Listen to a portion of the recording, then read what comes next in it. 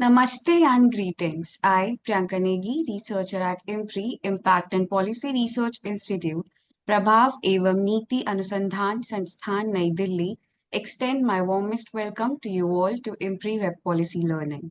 We're gathered here for the final day of the Beyond Binaries Cohort 2.0 theme LGBTQIA plus narratives #VR. This 1 month immersive online certificate training course has been a potent tool for engagement, persuasion, coalition building, and perception shaping within LGBTQIA plus rights and equality. It renders complex issues pertinent to the community comprehensible and relatable, facilitating engagement among policymakers and the broader public. We welcome you to join us for an immersive journey that centers diverse queer narratives, mobilizes policymakers to challenge stereotypes, dismantle stigmas, and promote greater social acceptance and inclusion. The chair for the program is Professor Vibhuti Patel ji, visiting distinguished professor at IMPRI, and our expert panel for the program today includes Professor Shohini Ghosh ji, Maya Awasthy ji, and Grace Banerjee. The conveners for this course are Professor Vibhuti Patel ji, Dr. Simi Mehta ji, Ms. Vithita Jha ji, and Dr. Arjun Kumar ji. Proceeding further, we welcome everyone to this transformative journey and appreciate your dedication in investing your time, energy, and commitment to gaining a profound understanding of the crucial role and intricate details of queer inclusive policies rooted in equality, dignity, and justice principles. We have also shared course outline and reading resources in your email for your kind perusal. Before we start today's session, I would like to state the housekeeping announcements.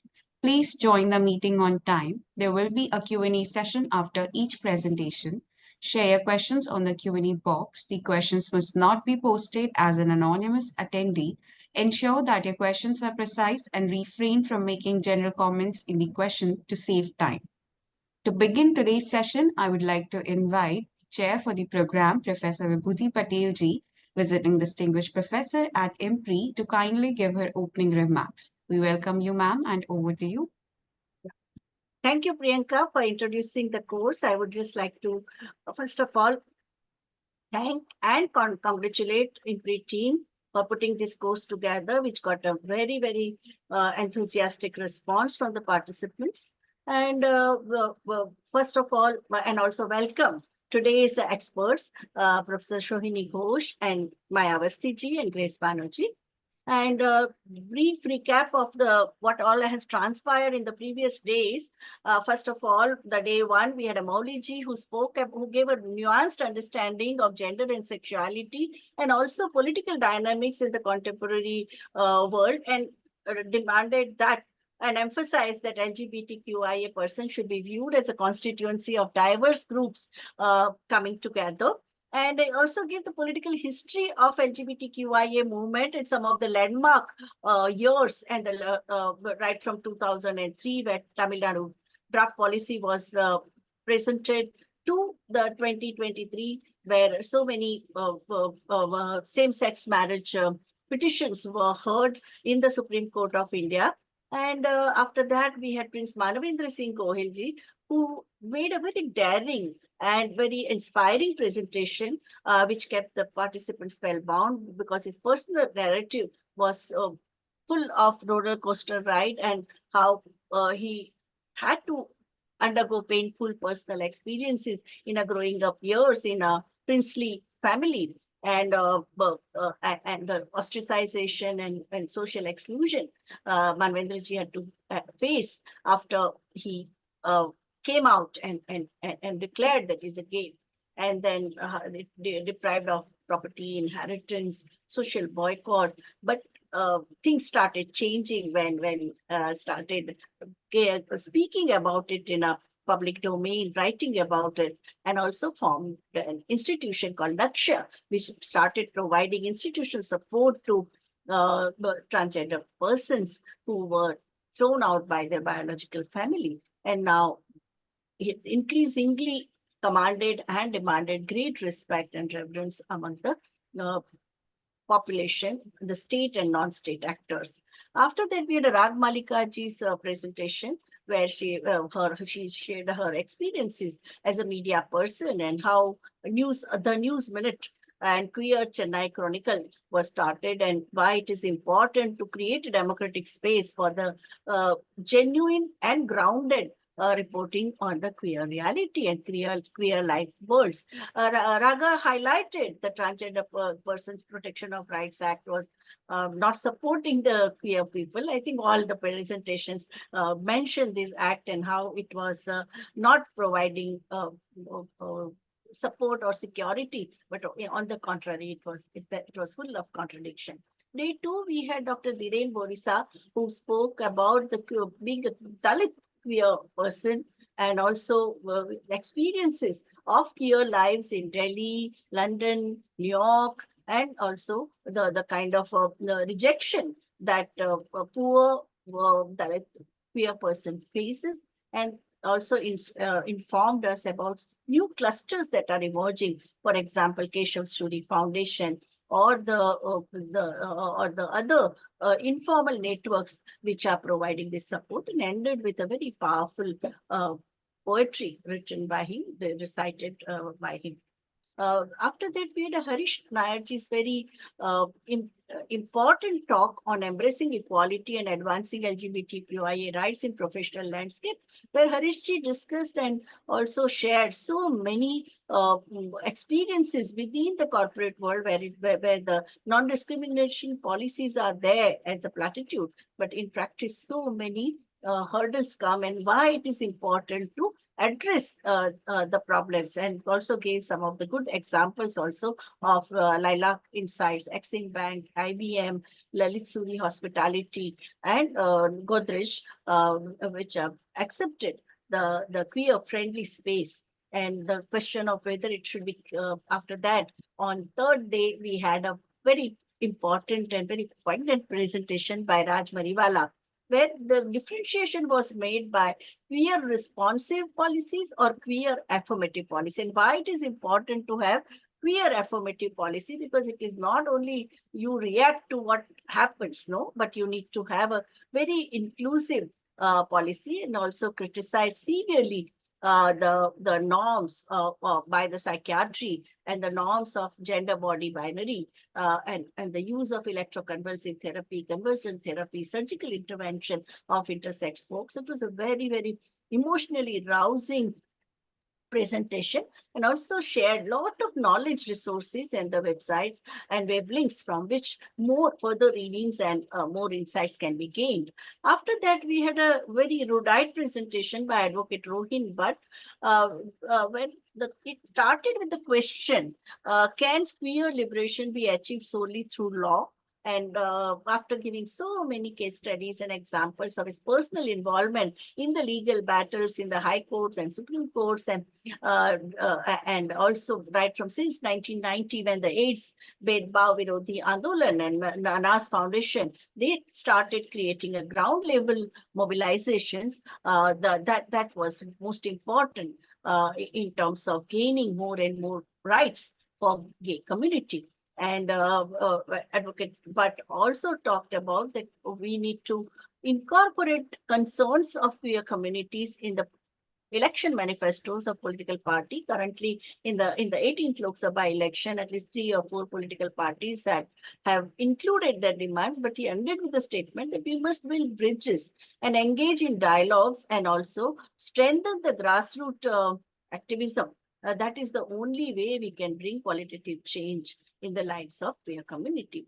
After that, Rituparna Bora's grounded experience of the rural context, which also talked about the body image and self-worth and sexuality in media, where it was a question-answer session. More and more interaction took place, where the whole deconstruction and unpacking of gender dysphoria or distress, or the how we see ourselves, no, because of the whole homogeneous very uniform standard of what is beautiful and what is not. So we need to push the boundaries. We need to question the stereotypical understanding. And she ended with the statement that let us strive for a safe space marked by empathy and compassion, and step down from our position of power. Let us go through and provide social support to diverse people in a diverse lifestyles. And we need to push the boundaries. On day 4, we had Dr. Aksha Sheikh presenting a very medical perspective and the perspective from the healthcare service make service providers about the trans-affirmative healthcare disparities and interventions and outcome. Also, she was very immensely articulate with a very well documented presentation with a very scientific information about the queer community. Also, the various types of gender reality, and also the gender spectrum, and also historical unfolding of the trans people's predicament were discussed, and also talked about the DST, the disorder of sex development. She unpacked some of the so many terminologies which are used in psychiatry and anatomy and medical science, and some of the therapies like laser therapy or sex change therapy or medical term of intersex person as a person with DSD. All these things were unpacked, and some of the insensitive way in which medical profession treats the queer people. So many incidences were brought out. After that, we had a presentation on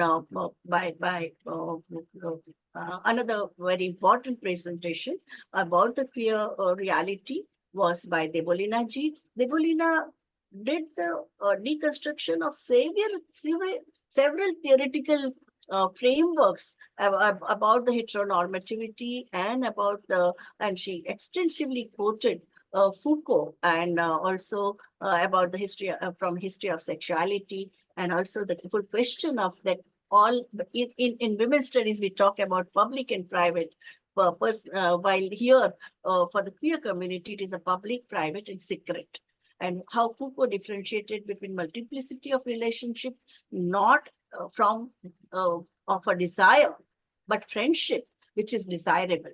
And also said that we need to also come up with the whole understanding of cycle. Queer cycle is very, very different from the cycle of heteronormative person. So the paradigmatic makers like of life experiences, such as phases of life, which are also determined by cis heteronormative able-bodied lens, we need to question that. She also reflected on Ludich's time, where playful and spoke about Sarah Ahmed's book, Unhappy Queers, negative emotions of shame, unhappiness, unpacked mindset that expressed that I just want you to be happy, or the conditional category, I am happy if you are happy. So this kind of attitude which just tolerates queer community should be replaced by the inclusive approach, and that can come only with the very early socialization. And many of them also talked about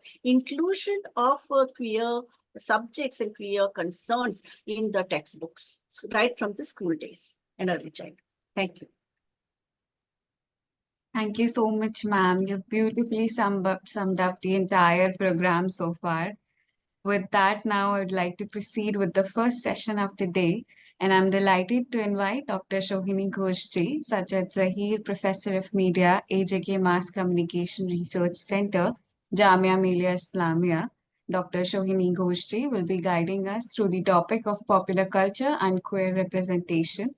We welcome you. The floor is all yours.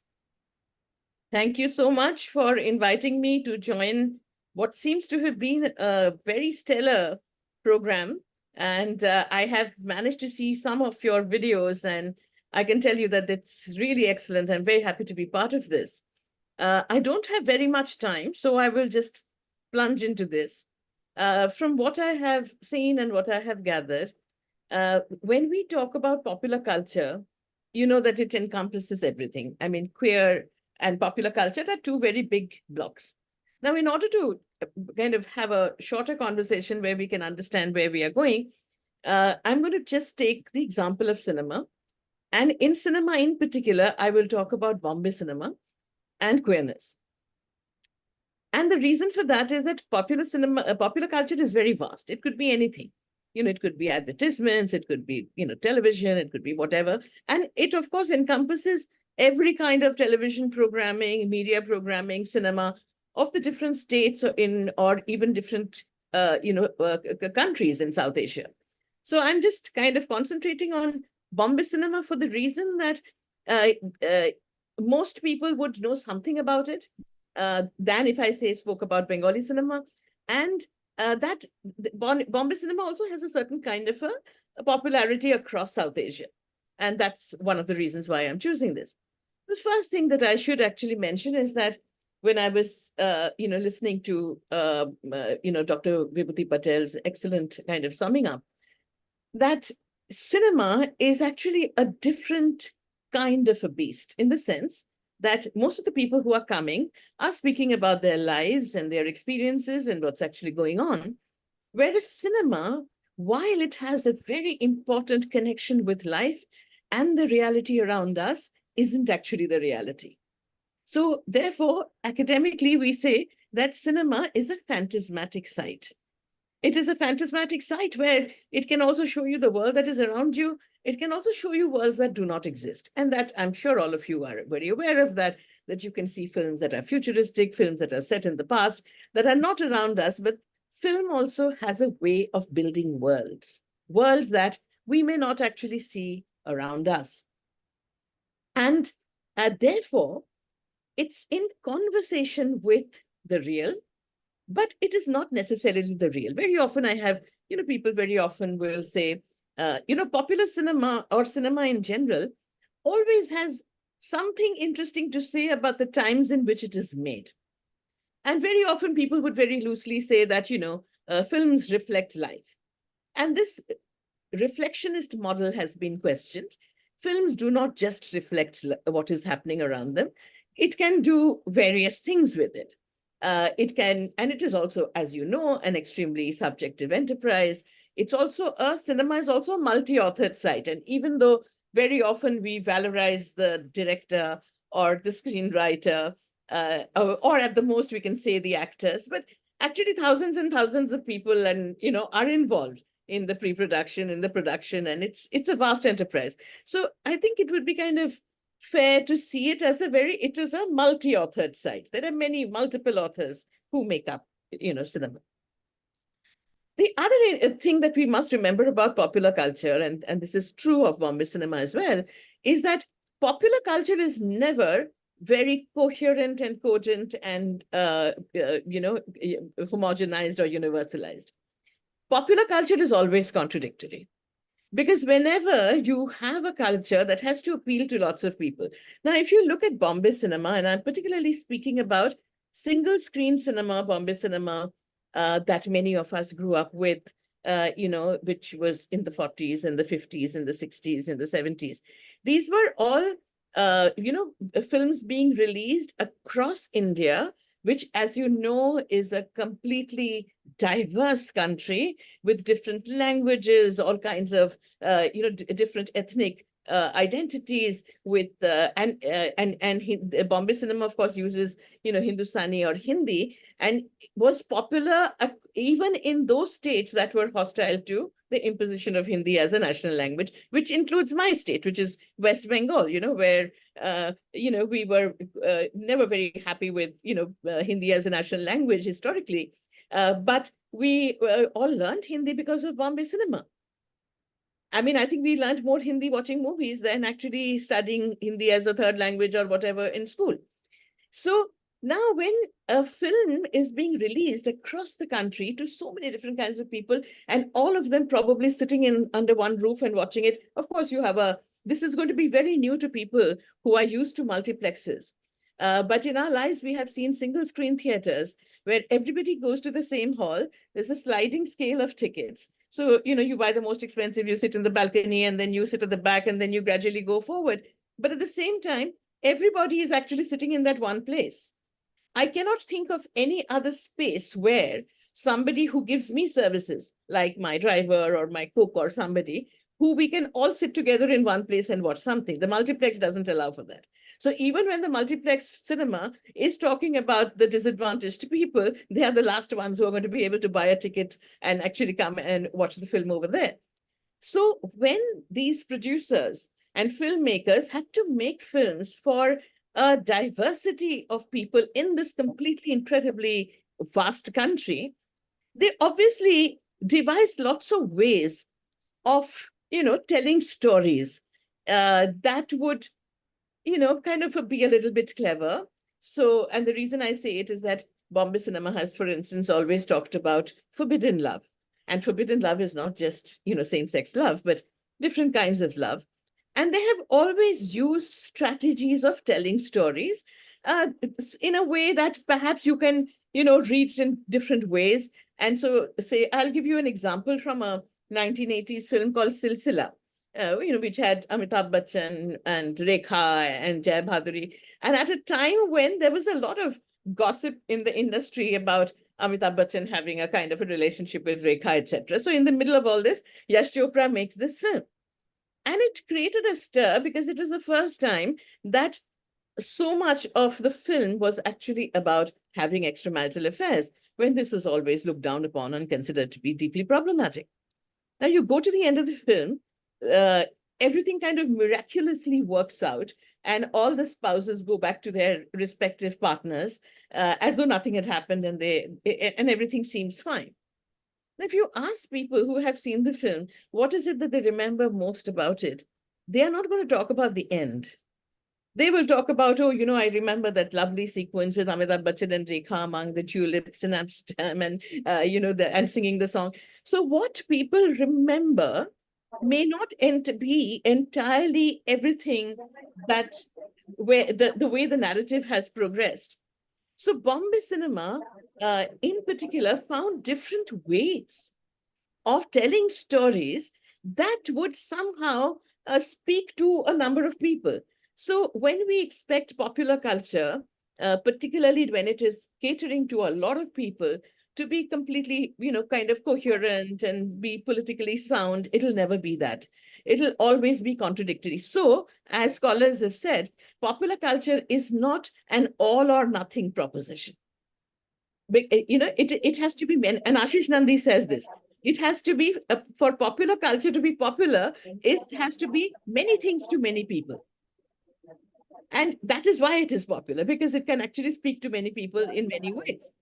This is very true for our television, programming, which we always most kind of people would look down upon, watching colors television, etc., because they are actually also catering to a, very big, slice of people. And so there are all kinds of contradictions. There are something will happen, which is somewhat revolutionary, and immediately something will happen. They'll take 2 steps back, and then they'll do 3 things ahead. This is how popular cinema works, which is why it is very important to focus on the telling of the story. How is the story being told?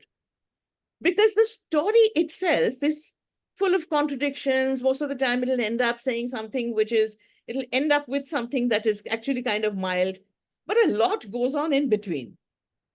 And in particular, the song sequences are full of all kinds of ideas. Now, when we were growing up in the 70s and the 80s, Bombay popular cinema was always looked down upon as something that was really not worth talking about, never counted among serious cinema. Everybody would ask me, but you love Satyajit Ray. How is it that you also like Bombay cinema? As though, you have to choose between, you can love every kind of cinema, but people, they thought this was a big contradiction, that here is this woman who loves Satyajit Ray, and at the same time, she's very fond of popular cinema. How can you be, fond of popular cinema? It is only towards the end of the 80s that writings by people like Ashish Nandi, writings by people like Sudhir Kakkar, they said that, look, popular cinema is something to be taken seriously. It is not just what you are saying that it is only escapist. So if you look at the way people have generally talked about, popular cinema as something that is escapist, as that something that only watched by, the lumpen proletariat, or people who live in the slums, people who sleep on the streets. Very ironic, because popular cinema was actually talking about these very people that we should be talking about. And so Sudhir Kakkar actually says something very interesting. He says that very often popular cinema is always looked down upon because it is not real. And now, if you look back on the kind of cinema that Indian cinema, which has historically kind of been very famous around the world, like Satyajit Ray's films or Meera Nair's films, they were all kind of using the style of social realism. You know, this is life, this is how it happens. And Satyajit Ray, of course, is an extremely diverse kind of filmmaker. He's extremely versatile. He's done different kinds of films. So I don't want to pigeonhole him and say that this is the only kind of film he made. No, he made different kinds of films. But social realism is something that people across the world could understand. What they didn't understand was why people were breaking into songs and dances. And songs and dances always came under attack. So even if Hindi films were sent abroad, most of the time, unless it was Russia or any other country in the Middle East, if they were going to some European country, very often the songs would be deleted because nobody could understand this. And even early on till about the early 90s, in the US, people would say, but how can you people have songs in your films? And I would say, but you have musicals. And they said, yeah, but these are called musicals. So we know they're going to be musicals. But in your films, suddenly people will, break into a song when it's surprising that, they do because the style is not that of a musical. So Sudhir Kakkar then actually, in a book called Intimate Enemies, he says that when we try to understand reality as only something that can be proved to be correct because it exists in front of us and for which evidence exists, or something that we can see, then we are actually dealing with a very narrow idea of reality, because there is something called psychological reality, something where people can connect because of their predicament, not necessarily because of their social identities or qualities. In other words, what I'm saying is that the biggest complaint that people had about popular cinema is that it is unrealistic. It's this, India is a poor country, people who can't even have two meals. Why are we showing them these flashy locations and cars and costumes, etc.? And of course, as a kind of a response to that, we had a very vibrant movement called the parallel cinema movement, with a fantastic film like Ankur. But Shyam Benegal apart, who never actually, took state money, but made films in a way that it could be sustained by a ticket-going public. And he's very exceptional in that regard. We found that the Middle Indian cinema and the parallel cinema actually, after a while, had collapsed because the ordinary people didn't support it. So but what survived was actually Bombay popular cinema. And there have also been, in the 1980s in particular, a lot of studies that feminists did on the books that women read. Whether they were Gothic novels or their romantic novels, the kind of stuff that people would say, oh my God, this is what women read, and they would be a little bit dismissive about that. And their findings were fascinating. They said that, women do not suffer from a culinary fallacy, that they consume everything and uncritically, but they can actually reject what they think is a problem and accept things that, appeal to them. And this, I think, is the nature of popular cinema as well. We will see a film, there are some things we won't like, there are other things that we will like. We will come away having a more complicated relationship with it. This is never a all or nothing proposition that, oh, I really like it from beginning. I mean, it's very possible to like something from beginning to end. But very often we'll say, again, if it had been a little bit like this, it would have been better. I wish that part wasn't like this. Or somebody will say, oh, you didn't like that part. I really did. And one of the things, of course, is to understand that reading of films is never going to be, no matter what film it is, no matter how famous that film is, you can't say that there will be a uniform response to that film. Nobody knows, Sometimes, I'm sure it has happened with you as well, that, you have liked a film, you really loved it when you were, maybe when you were young, then you see it many years later and you say, oh God, I can't bear it anymore. Or this reverse can happen, something that you disliked and, you go back to it and you find that it, it appeals to you more. All these things begin to happen. So we shouldn't expect that everybody should have the same response to the film.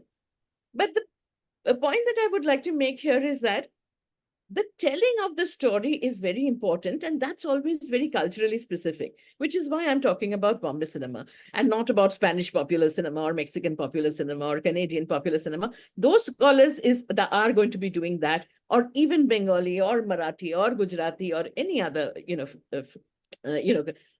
kind of film. In Bombay cinema, for instance, if you look at just queerness, how does queerness start appearing? And let me say that there are two ways in which we can understand the word representation. One is the actual representation of groups of people or communities and individuals in the industry itself. As we have always said about women, for instance, that there aren't that many women, they should be in the industry. We can similarly make an argument about queer people. And there is the other part, which is the representation on screen of what happens. And I think that here I would kind of caution us to not make an equivalence here by saying, if we have more queer people, we'd have really good queer films, or that if we have, more women, that we'd have actually more, more feminist films. Similarly, I guess, in politics, the presence of women doesn't necessarily mean you'll have feminist politics, etc., or, queer-friendly politics. So in such a situation, you find that filmmaking, reading a film, making a film can be a very, you can inhabit many genders in the making and the reading of films. People like Aparna Sen will say that, there is an androgynous part of my brain that makes films. So I may be a woman filmmaker, but when I make a film, there's an androgynous part of my personality that makes a film. Now, my own work as a scholar began actually in the 90s. And it began in the 90s at a very a very exciting moment where there was economic restructuring, there was liberalization of the economy, there was opening of the skies, there was a dismantling of the monopoly of Doordarshan, which is the state-owned channels, and different kinds of channels then coming in, satellite television coming in. And it was a moment of great turbulence in some ways, because a lot of people were very, very unsettled by what was happening. Because all these strange images are coming straight into your house. So National Human Rights Commission, National Commission for Women actually kind of made petitions in the court saying that satellite television should be banned, etc. Some of you may even remember, many of you may not have been born, but I'm sure some of you will remember, there was a huge controversy over that song, Choli Ke Piche Kya Hai? And that, there were petitions that were filed against it. People went to court, and then the court had to kind of release the film. But what is very interesting about the film, it's a film called Khalnayak. And here, this song, Choli Ke Piche Kya Hai, is being sung by two women who have gone into some kind of a bandit's den. Interesting part, the woman, Madhuri Dixit, is actually a police officer. And her name is Ganga. And she is actually going to be married to somebody called Ram, who's also a police officer, played by Jackie Shroff. Now, there is also another hero in the film called Sanjay Dutt, played by Sanjay Dutt, and he's the Khalnayak. He's the anti-hero in the film. Now, how to get Ganga to go in that direction? So they come up with this plot thing that Ganga would dress up as a Tawaif or pretend to be a Tawaif, and she would infiltrate the bandit, this guy's den, and she would arrest him. And that is how the song Choli Ke Piche begins. So it begins with what is a masquerade, which is that it's a film within a film kind of thing. She is actually a police officer pretending to be a Tawaif. But the interesting bit is that even after she has infiltrated them, she's not actually bothering to arrest him or anything. She is going off with him, sings 3-4 other songs, and that in some ways becomes a very interesting part of the film till he realizes that she's a police officer, and then she's made to, because she's going to be married to this guy called Ram, so she has to go through some Agni Pariksha, and the film becomes very boring, and all kinds of things happen. So it's a very conflicted film, but a kind of an interesting middle portion where she's pretending to be who she's not. Now, this idea of masquerade, where she's pretending to be somebody who she's not, and the misrecognition of the bandit, thinking that she's the wife when she's not. This idea of the masquerade and the misrecognition has been a kind of a very old trope that Bombay cinema has used. And later on, you find that this particular trope gets used to somehow, identify the queer person. So when we come, and of course, the 90s are very important also because there are these, the two very important queer identified filmmaker who makes these films, a man called Riyad Wadia, who makes a film called Bomb Gay. And there's another film on Ida, who is a transsexual model. And these two films are very, very important in the history of documentaries, cinema, and queer cinema in particular. And it was not very easy at that time to come out and say that I'm queer and I'm making this kind of film.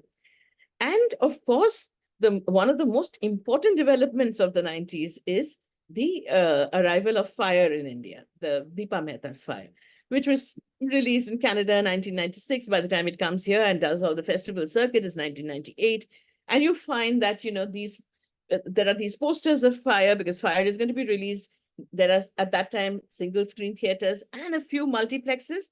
And you find that just on the streets, the diegetic space of the heterosexual couple has been taken over by these two women, Shabana Azmi and Nandita, who play that role. And of course, there is for 2 weeks, the censor board clears the film without a cut.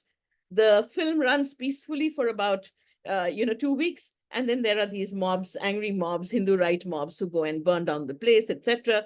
Film is sent back to the censor board, at that time headed by the veteran actress Asha Parekh, who says, we stand by our earlier verdict. There's nothing wrong with the film, let's show it. And then the film was shown. But what it did, more than the film, so it's not necessarily the cinematic value of the film, but the film triggered the first national debate on homosexuality after independence. So everybody was talking about it, and there would be debates, and there would be, whether it's all the national newspapers, regional newspapers, every day, because in those days there was no internet, so one would go to the newspaper hawkers and magazine wallas and see. There would be something about fire every day, and it was an extremely, thorough kind of debate.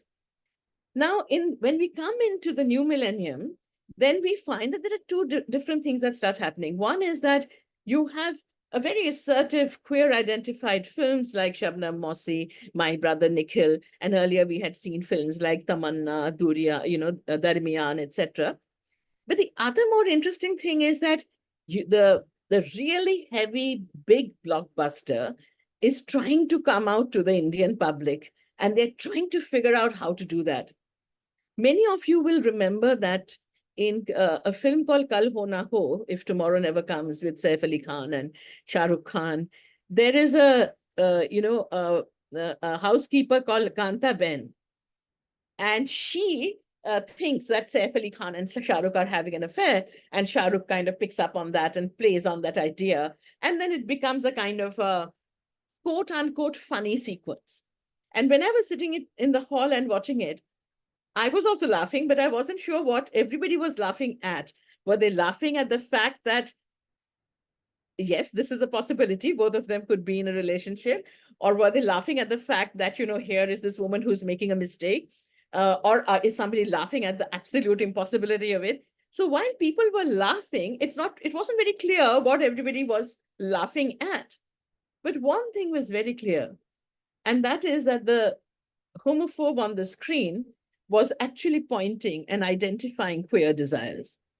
It was she who is actually recognizing the possibility of queer desire. And this trope, you find that it's being repeated in a number of films where a homophobe sees something and is startled, but it's also another way of acknowledging that desire. And I think the idea actually originated with a film called Bend It Like Beckham by Gurinder Chadha, which was released in Hindi and in English in India, where there are these two women, and one is an English girl and there is this Indian Punjabi girl, and they both become very friendly and they're football buddies.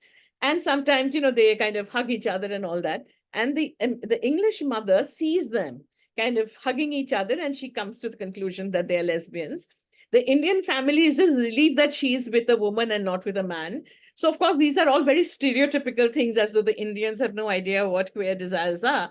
So this becomes a kind of a running gag in the film where the English mother comes to the house and says, your daughter is a lesbian.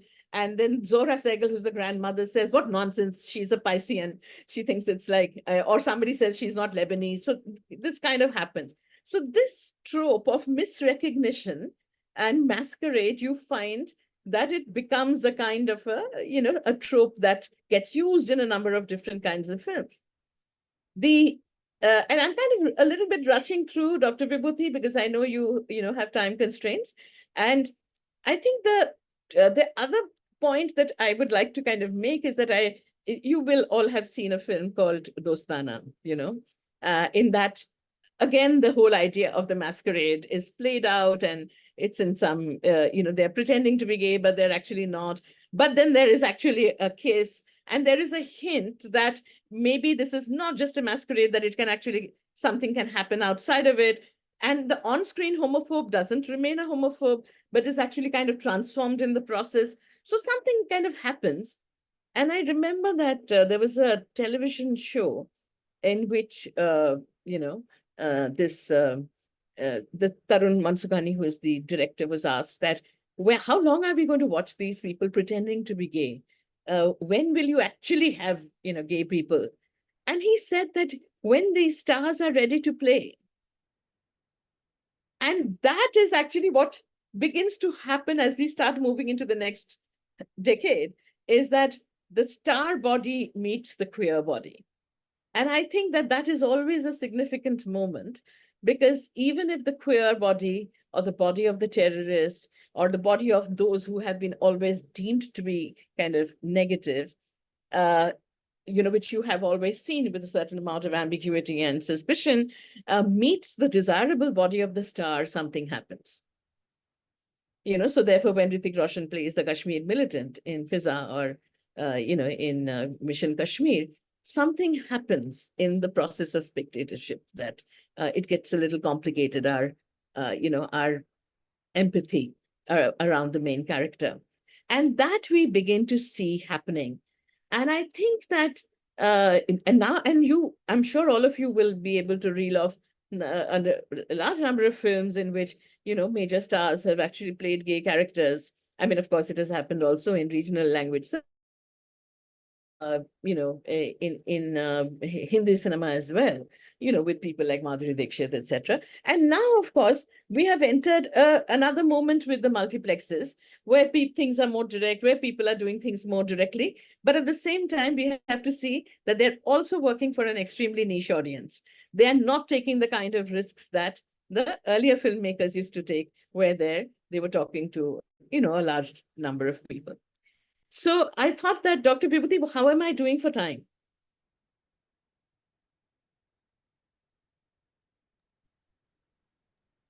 I can't. Yeah, you can go ahead for another 10 minutes. Okay.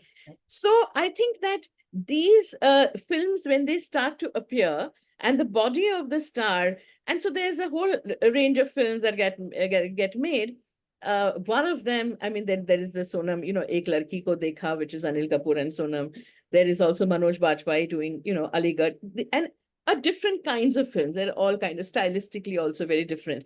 And that's one of the good things that has happened with the coming of the multiplexes, is that people are also experimenting with styles. Not everybody has to make the Rocky and Rani, or everybody doesn't have to make a realist film, but you can experiment with a range of, different kinds of films. My own favorite, and of course, this is very subjective. Just because I like it doesn't mean it has to be loved by everybody, is a film called De Ishq Kiya by Abhishek Chaubey. And there again, there is the whole story is built around a kind of a massive masquerade, where not only do the on-screen heroes fall for the masquerade, thinking that these two are heterosexual women and kind of not only quoting them, but, even making love to them, but only to realize that they have been taken for a very big ride and that these women are up to something else. But we are also put in the same predicament as the heroes. So that the disclosure to the heroes also happens to be the disclosure for the spectators as well. So that is very interesting. And also it's got a very interesting sequence where they have actually managed to tie up these two heroes and they're sitting with their hands tied in a pose. And what they are watching are the shadow play of these two women who are, kind of playing with each other and falling on the bed, and they're watching a silhouette. And immediately that brings to your mind the kind that sequence from Fire, where the two women play hopscotch on the terrace, in the dark terrace. And also at that time, Nasiruddin Shah says, ek lihaf hota to acha hota, or something. He mentions the word lihaf. And of course, that refers back to Ismat Chughta's story again. Which again uses the idea of a masquerade. Of course, Lihaf has been a very contentious story. It has been read as a homophobic story. But at the same time, as I say, that homophobia is not without its uses. Homophobia can actually allow you to see something differently. So we are now actually poised at a very interesting moment where it is not at all difficult to see queer characters. It has become very, very, regular to see. Maybe not as many as we would perhaps like to see. Maybe we would like to see much more fluidity. Of course, that's always going to be there. But you can actually see quite a dramatic development in the last several years. And it was reminding me of some of the things Dr. Vibhuti was saying when you were talking about legal cases. Because when in 2018, the courts decriminalized, homosexuality, I think there was a kind of a concentration and celebration of the court case, which there ought to be. But I think what is very important is to see that the queer movement had been stellar in taking this idea to the people and opening up spaces where you could actually talk about queer books, queer poetry, queer music, queer everything under the sun. And so if you remember that terrible, kind of Supreme Court judgment where the Delhi High Court judgment is overturned, and everybody's really disappointed that this has happened. If you look at what was going on, on television, where the reporters were going to Chandigarh and various other places, speaking to people on the streets, and everybody's saying this is wrong. What has happened is wrong.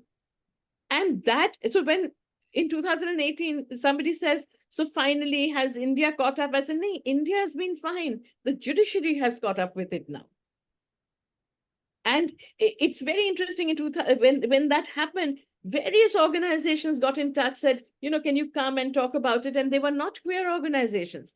So when other people take up your causes, you realize that you've been successful in kind of, creating a space. And I think that is very important. So whenever we want to make changes, it is never just policy changes. It is not just winning that one battle in the courtroom. We have to win the hearts and minds of people and, kind of bring it out into the everyday life of people. And cinema, of course, has a way of doing that. Because I think one day I was saying, in some panel, I made some comment about something about, oh, it's not really my personal favorite. And another journalist who was in the panel said that, it's not like you have to like the film or anything, but the very fact that these films are allowing people in family to discuss these issues. And that itself is something important. And I think that's actually very, very true. That when that is the power of popular culture. And that is why popular culture is like a time capsule, because it can tell you things about the times in which you live. That, it allows you to talk about things in this mainstream way. So I thought I'll end here and then I will take questions and comments as people wish. Yeah.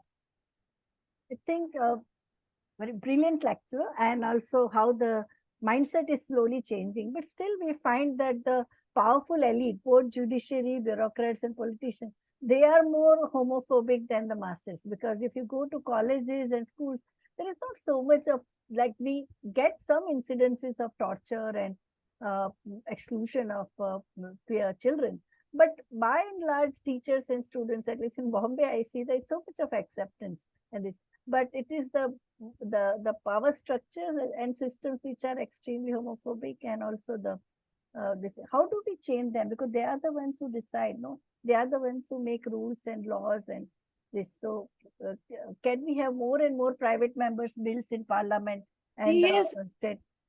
I mean, look at the way political parties have changed since NAS Foundation filed its first report. Yeah. I mean, the Congress party came on, to the High Court and said, we've changed our minds. Correct. We have heard the proceedings and we have changed our minds. I mean, that's huge.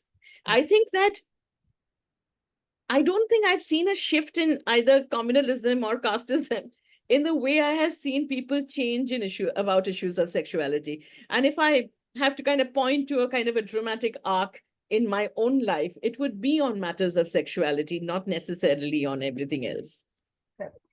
Yeah. Thank you. Thank you so much, ma'am. It's now, I think, participants. Anybody who would like to ask a question, you can either raise hand or you can put your questions in the Q&A box or the chat box. Please feel free to ask any questions that you want to.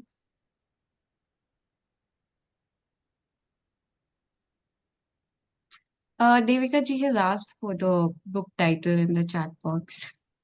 Which book?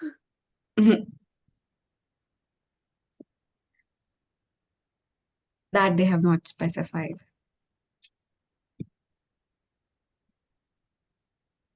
No, you said that more books are written, Yeah. more songs are written, more. So I think that context, the list of references, if you could show. Yeah. If somebody could just read out what's in the chat box, because I have a low Yeah. vision problem.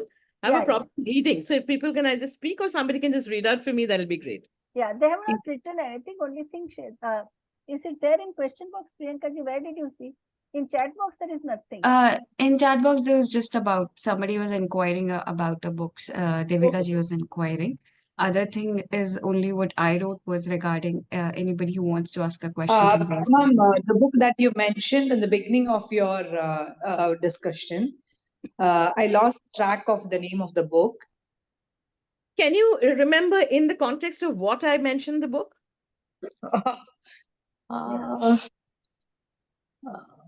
No, ma'am, no.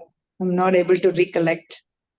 Once we entered cinema, I think I lost track of the first few essential discussions. You also told about the feminist analysis, how the feminists have analyzed Bombay films, no? And no, not that. No. They were not looking at Bombay films. The feminists were the ones that the debates on active spectatorship actually happened in the US. And it actually happened around cinema. I mean, it happened around many different kinds of popular forms like novels, cinema, etc. But a large number was actually around the films of Hitchcock. Okay. Hitchcock, okay. Yeah, that's a very fascinating way in which feminists over the years have read Hitchcock differently. Yeah. I think this is recorded. Once we get the recording, I think I'll take it from there, ma'am. Thank you. Absolutely, sure, absolutely. Yeah, and I think recently feminists have also deconstructed Satyajit Ray films and found that how they were also very much stereotypical. At least the man-woman relationship, they are very much into the stereotypes. Like there is hardly any challenge in that, because the protagonist is always a man, no? Like that. Not really. Charulata, the protagonist, is a woman. Woman, correct. And it is that famous story by Tagore, Noshtonir, which is the wrecked nest. Correct. And though there have been a critique of Rai around that, I mean, I, for instance, have a criticism of him in Teen Konna, which is the Three Daughters, and the last film, which is Shamapti, which means the conclusion, where Aparna Sen's first film as a young girl, who is this rumbustious tomboy who runs around doing everything and then eventually falls in love and becomes a little more, except that it's also not that simple, because the way she comes back to her husband is she climbs through a tree and comes in through the window. So we know that you know, she will not be entirely always a very domesticated person. Yeah. Correct. Yeah. Satyajit Ray is a little bit complex, yeah. Yeah. We have a couple of questions. Shreya ji, if you'd like to unmute and ask the question.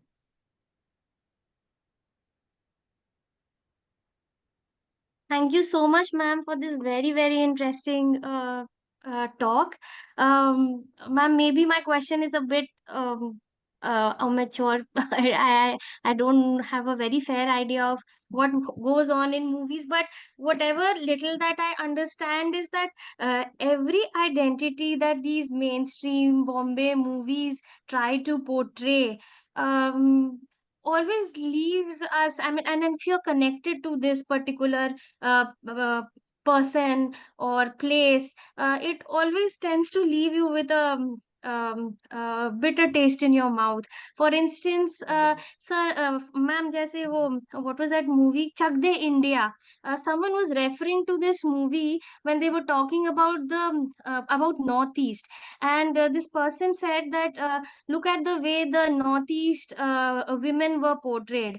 I am from Jharkhand. Jharkhand is known for producing hockey women players constantly. We have a major chunk of women hockey players, and the way they portrayed us was equally very very unjustified. They said, oh, जंगल से आई हो, सुई मुई नाम है, और पता नहीं कहाँ रहती होगी कोई, तुम तो कोई पता नहीं, they said something like you live in a nest or something. So that it is always derogatory. So ma'am, I'm so happy that you gave us a positive streak. I mean, the way you were, you always found appreciation in all that you said, and I enjoyed and I thoroughly agree with you.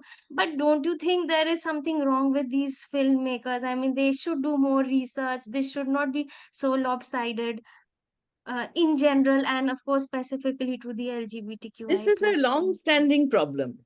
You know, when we were just graduated from college, we had a collective called Media Storm Collective.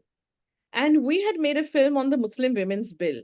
Yeah. And for that film, Safdar Hashmi had written the lyrics.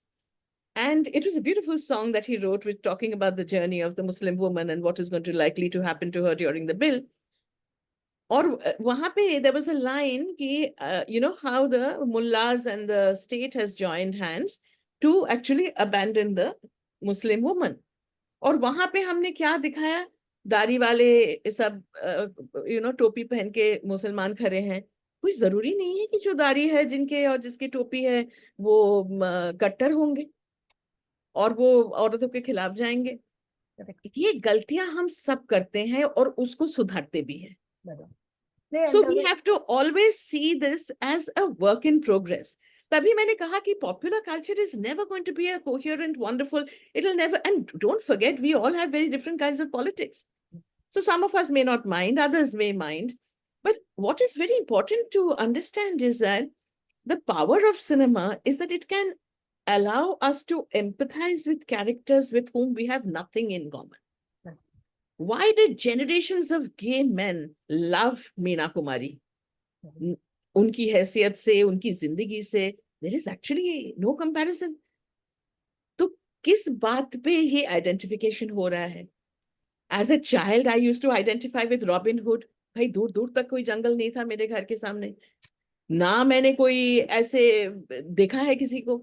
लेकिन वो कहानी सुन के मेरे दिमाग में ये लगा कि yes, I mean, you know, look at them.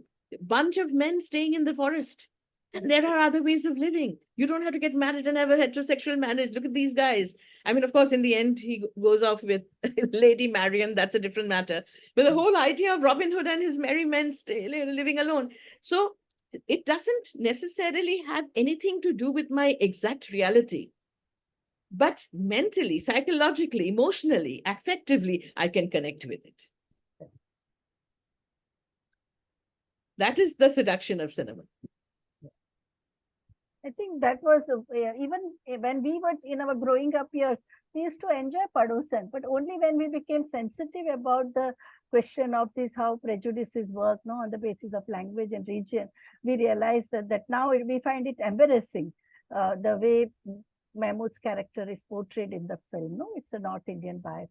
So I think we also politically, as our political horizons and our sensitivity expand, we start changing our this thing. Because earlier, the only response as children, like we used to, every time we were, any queer person was there in a train or a bus, the parents also would fear, mother would also fear, would instill fear in the mind of a child that look, that person is there. But now we see with the empathy. So I think this kind of a sensitization and understanding are extremely important. Even in Hindi cinema, we've always had either a fat person being laughed at, that's supposed to be funny. I mean, all these things have been there, and those, kind of with a greater awareness about, body shaming, etc., those ideas have changed. Or a queer person is, even in Ketan Mehta's Holi, the snitch is actually the queer guy. So those things are there, and I'm pretty sure he wouldn't do this anymore. So, we do make mistakes, but we evolve. The sad part is that the film remains, you can't. And at the same time, the film should remain. Like, for instance, Roald Dahl's book or Richard Crompton's books in the US are now being rewritten. I don't think so, because they are also reminders of our history.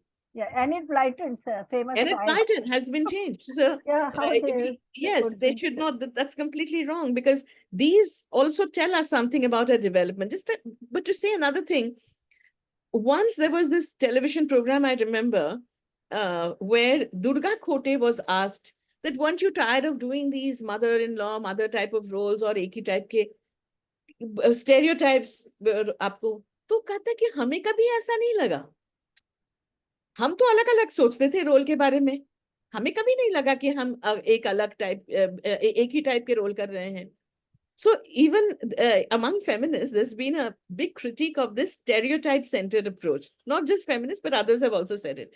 Because sometimes what happens is we just say, oh, this is very stereotypical, and we don't engage with that cinematic character. If we do, including Mahmood of, Parosan, we'll find that there is something there as well. Stereotypes are based on reality, but still they create prejudices. That's the only thing. Yes, no, and also the prejudice of people kind of show up over there. And that is why I gave my own example, our own example, that we considered ourselves to be, very aware. And at the same time, our unconscious prejudices about Kattar Musalman kaise dikhte hain, was there. It's a kind of mistake that we would never make it now. But at that time we did. No, so that's what everyone appreciated Rashdi and Midnight Children, where he's poking fun at a stereotypical Muslim, Lal Dadi and this thing. But I think I grew up in Baroda, and I had seen pain of 69 riots. So I could never imagine any person who is a namazi, 5 times namaz they offer, but they can be nice people. They were in my neighborhood. They were very kind. They used to take us for our processions and give us sharbat and all. So I could not identify with that. But I think most of our friends, they did not find it objectionable. No, he was poking fun at the Namazi Muslim of Jama Masjid. No? Yeah. Because so much of it is also kind of,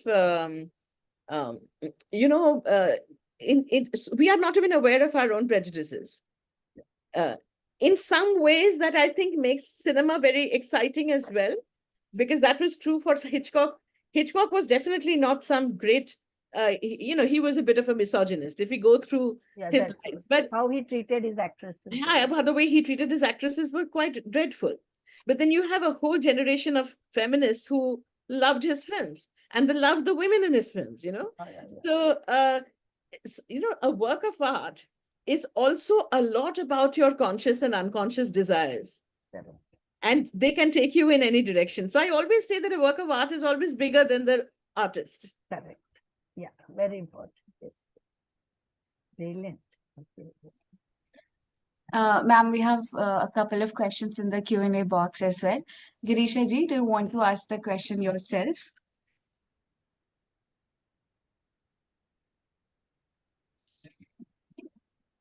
Am I audible? Yes. Yes. Hi. Actually, I had put my question in the Q&A box. I'll read it out. I basically wanted to know about what are your views on this one phenomenon that I came across through a friend, and it's called bury your gays. I don't know if you know What is about it it. called? Bury Your Gaze. Barrier, gaze. No, explain it to me. Bury Your Gaze. BURY. Oh, BURY.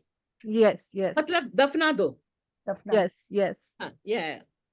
Yes, and it's a very new thing that I came across. One of my friends told me about it, and it's basically how in movies and shows, wherever there is queer representation, it's portrayed or showed as very painfully tragic, and sometimes it's unnecessarily too tragic, is what I understand the phenomenon means.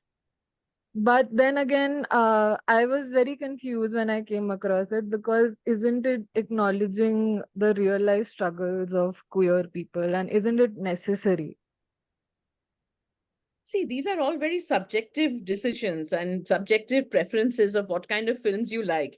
We have a term in film studies called generic preferences, that there are certain kinds of films that appeal to you, so you go and watch them. I don't necessarily think that being queer is only painful. I mean, I grew up queer in a very heteronormative, even homophobic society, but I don't see myself as some kind of a tragic victim. I had a great time. It's wonderful when you're invisible and you're doing all kinds of things. I don't feel deprived of anything. Of course, there were all kinds of things. There were, and that's prepared me very well in life. I'm not very upset with people criticizing me, because it has happened to me. So it kind of, I got used to that, and not in a bad way at all. And I found a lot of fellowship and friendship in books and cinema, and eventually friends, community of people. So we have to choose not to make our lives only miserable. I mean, if you have seen my film on sex workers called Tales of the Night Fairies, you will find that the sex workers have had the most terrible kind of experiences in life, but that's not the only thing they choose to remember. They're survivors of it. So we must lay claim to pleasure, even when times are very difficult. Why should we deprive ourselves of pleasure? Yes, that's actually so. The thing is that when me and my friend we were discussing about it, she was also quoting something like this, and she also gave me examples where movies and shows, otherwise, like other movies and shows, have actually portrayed it in a very normal way. Like being queer is just a part of life, and nothing very big or dramatic. That was a very fresh perspective. Yes, So absolutely. yeah, so that's why I wanted to know your views about it. Thank you so much. Yeah. Thank you, Girisha ji. We have another question by Priyanka Bora ji. Priyanka ji, would you like to ask the question yourself?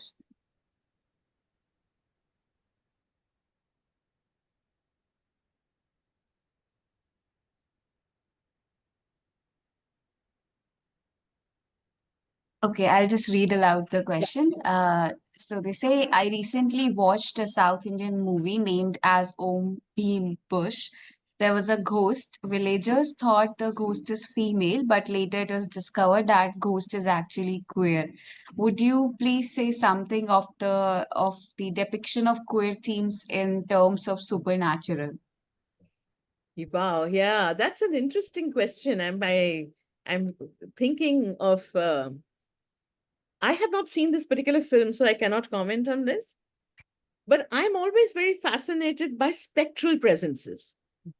And I'm trying to remember the name of the person who wrote that book about the apparitional lesbian, that the lesbian is not there, but the spectral presence of the lesbian is always there. And so I think the idea of spectrality, of being there as a kind of a ghostly presence, for me is actually quite exciting. Not to mention the fact that I think that there have been quite a few, films in which the ghosts have turned out to be better than human beings, as in Paheli, with the wonderful film by, Vijay Dandeta, a wonderful story by Vijay Dandeta. And there is also another, Vibhuti ji, you will know this, Vijay Dandeta's beautiful story about the two women, Tija or Bija, the two women who get married. and they are protected by this ghost. The human beings have rejected these women, so they have been forced to leave their kingdom, but they are then built this beautiful castle, and they live under the protection of the ghost. So yeah, I have a kind of a fondness for ghosts.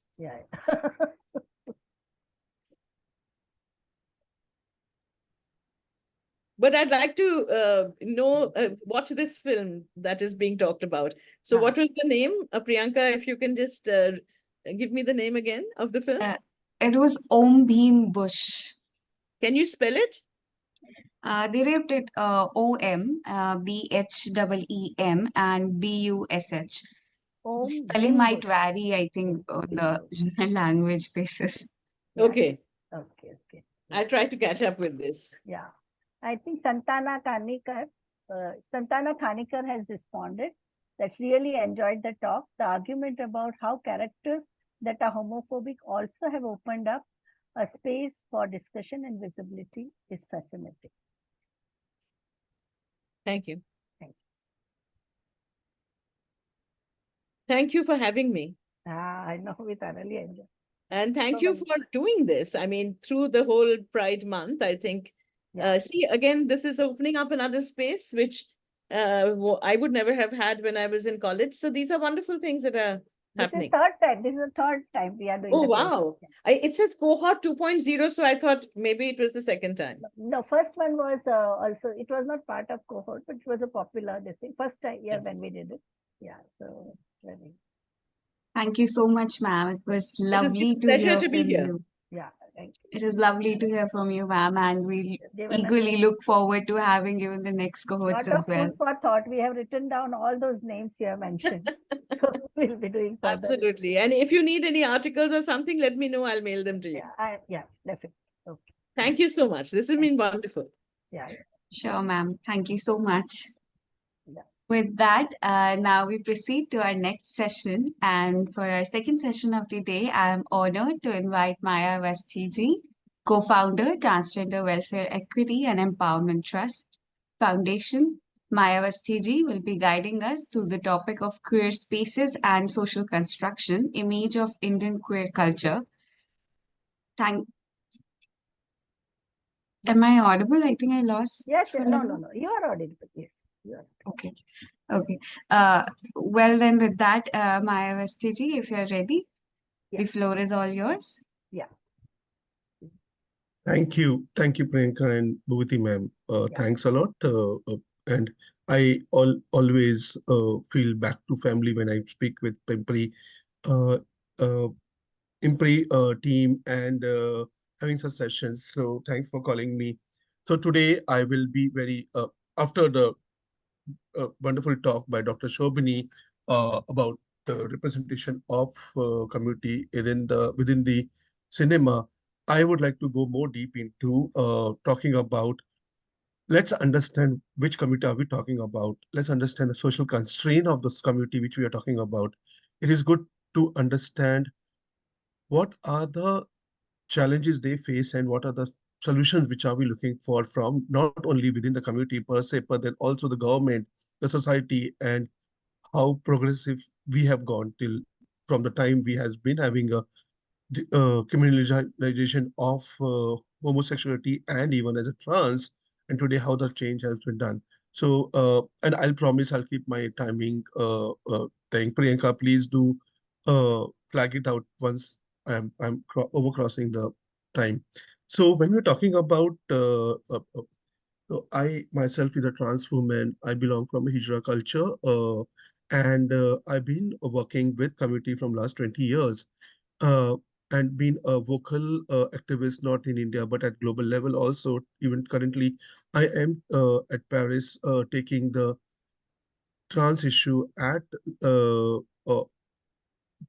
Paris with Paris Pride and talking about how the Indian trans people are facing problem and what are the solution are we talking about and how the government been very supportive about it. So let us small about myself. Let us go into the being trans. So I'm a trans woman. So I start with a trans identity.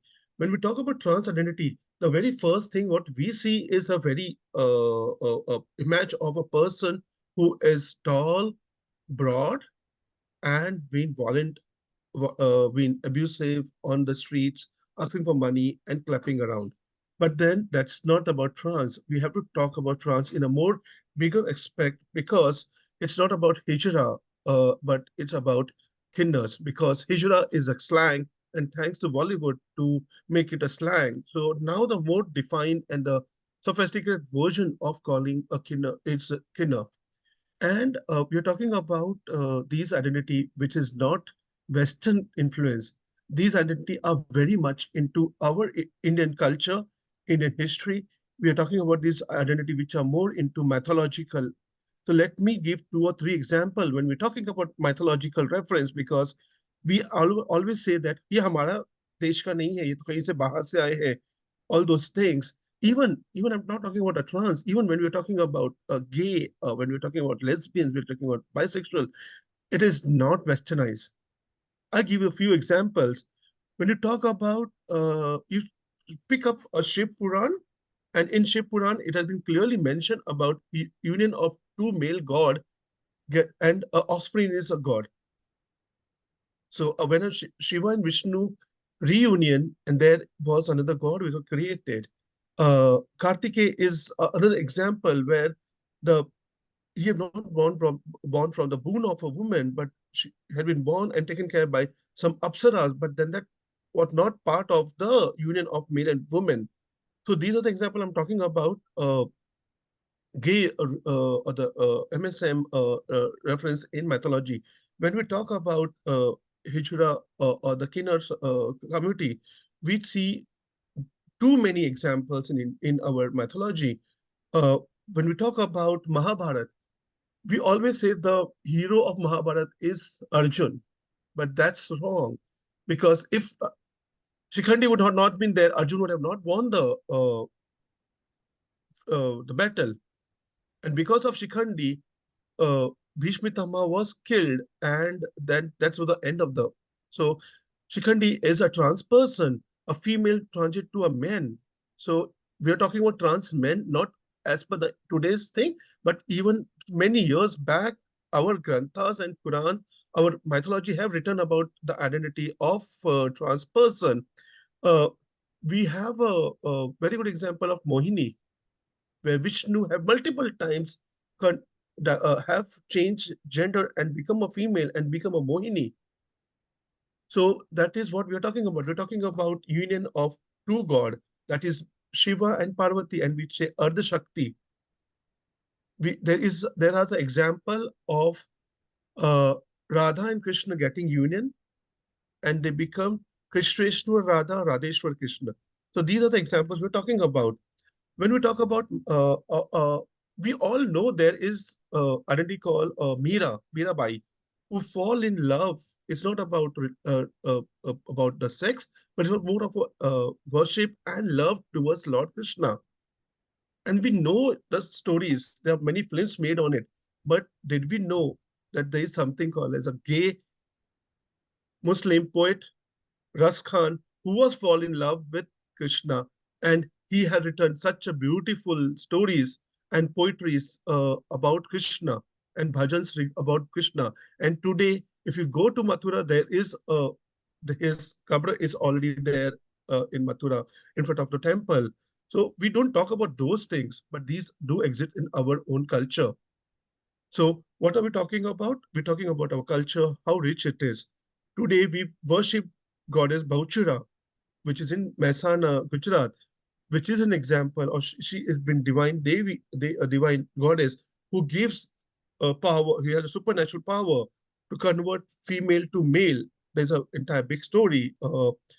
Second thing we talk about Yalama or Renuka Mata in and we worship them, and that is from male to female. She has a supernatural power to convert the story of male to female. These are the strong stories we are talking about from the mythologist perspective. Let's go to the history. Why are we talking about history? Because we have to see that how this we have a rich culture and how it got deteriorated by multiple inventor who came into India and want to rule the India, and they kill the entire culture and the rich history of our queerness. So the Kinners were the people who were part of the court of king. They were part of they were the warriors. They were cook, and the most important thing that what they was playing was that being protecting the harems of queens, because we know that when you have a war with another place, like if you want to rule another area, you have to either conquer the killer, or you have to conquer the wife of the queen. So any one thing you do and you other victory. So the kings were aware, the Mughals were aware that the Skinners are not have any sexual intercourse or sexually abuse their queens, but they will protect the queens. Hence, they were the safeguarding the queens and even the. What happened when Britishers came? Britishers saw that we can't conquer uh, the area for the only reason because in front is the warriors who are from the trans community, and at the back at the queen were protected by the Ijra culture people. Hence, they came in 1873. They came with a law as a criminal tribal law, which criminalized the trans community, and from there the detriment started. So the law means that whenever a trans person move from one area to another area, they have to fill up a register about their movement at the both location, and there has been it's like a people who came on bail. Uh, So when you are on bail, you have to register in the nearest police station, and then when you're moving out of your state, your particular judiciary, you have to inform the other. So it became like that, and it was very disturbing that this showed that these are criminals. They do they loot people. They have all the bad things, and that's the way they started deteriorating. The second wave of deteriorating was imposing Section 377, which was a criminalization of any act which doesn't give offspring. If then that in that case, person who the even the straight men, the hetero community also do fall in Section 377, because if a female has a hysterectomy and still they have a physical relation, they don't have offspring. And that is that simple, putting it up. But then it has been very clearly mentioned is the word penovaginal. The word penovaginal in the definition of 377 made it more criminalized towards people who don't have sex with the penovaginal, but the penoanal or something like that. And that is what the catch of the story of the crime is, that for many years we were under these law of like in 47 the Britishers went, but the legacy of Queen Victoria still left with us at the law, because we adopted each and every law from the Queen Victoria. And after many years, we fought for our existence. We got to two best decision from the Supreme Court, and Supreme Court is the most and this you have to read the entire judgment of Section 377 decriminalization and NALSA judgment, because they are so well written, and government have the Supreme Court have used human law into it, or what you say human rights into it, and talking about each section of human right, and that's the rationale for giving why the judgment was given. So this is one of the important thing what we have to understand. So in 2008, we got Delhi High Court have decriminalized uh, Section 377, which was reappealed at Supreme Court, and the entire story went on. There were lots of people, and one of the statement given by people by the judge was that, are you talking about people who are not been yet out and we can't see them? Then they are very minuscule and we don't care of the minuscule population. And that is where the people start putting petition, and they showed we are the people. It's not about what in the population of 1.9 billions. We are not small, minuscule. We are big people. We are talking about a big community. And In 2018, we got judgment on decriminalization by Supreme Court after repetition and everything.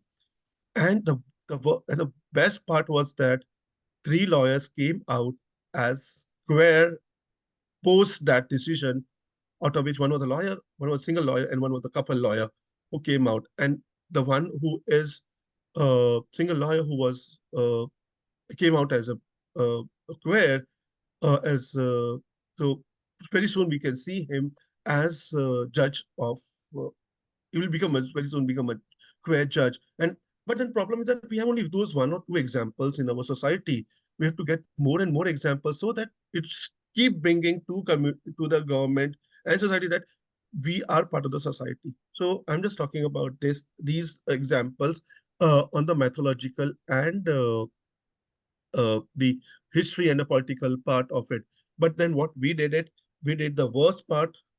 The tribal law was again adopted, and we in it was introduced in 1871, whereas in 1952, post independence, we have taken this and renamed as Habitual Offense Act.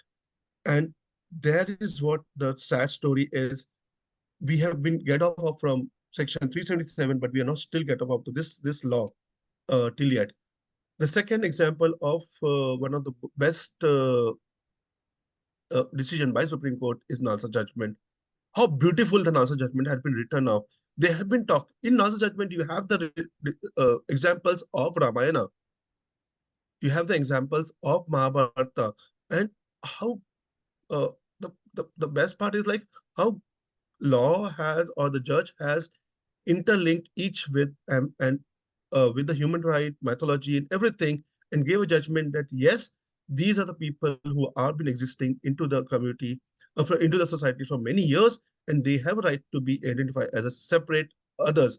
And then when most of the community said we don't want to be called others, let's call us trans, we got trans as identification. So there were lots of directive given by court, Supreme Court, to central ministry and state ministry for the well-being of trans community and how to create a better image of trans community. But problem is that it has been not been done from last 10 years. It was only few of the states which has been very proactive. But because in India is we have a issue of it's not one party ruling the entire state or entire India. We come with a one law, one state, one country, but we don't have a policy of one political party ruling the entire the likewise you see in US and other country. Uh, so the states which has a progressive government, they did accept it, and they went more progressive decision, whereas state which are not progressive, but or someone who was hypocrite and talked about things but never done it, they're still struggling. So I'll come on that part about the government part, but then these are the examples which I'm talking about, which need to be. But what I want to bring it more important is like uh, in spite there was a decision maker by Supreme Court, and we all know if you don't agree the Supreme Court decision or any court decision is a condemnation of the court and it's a punishable law.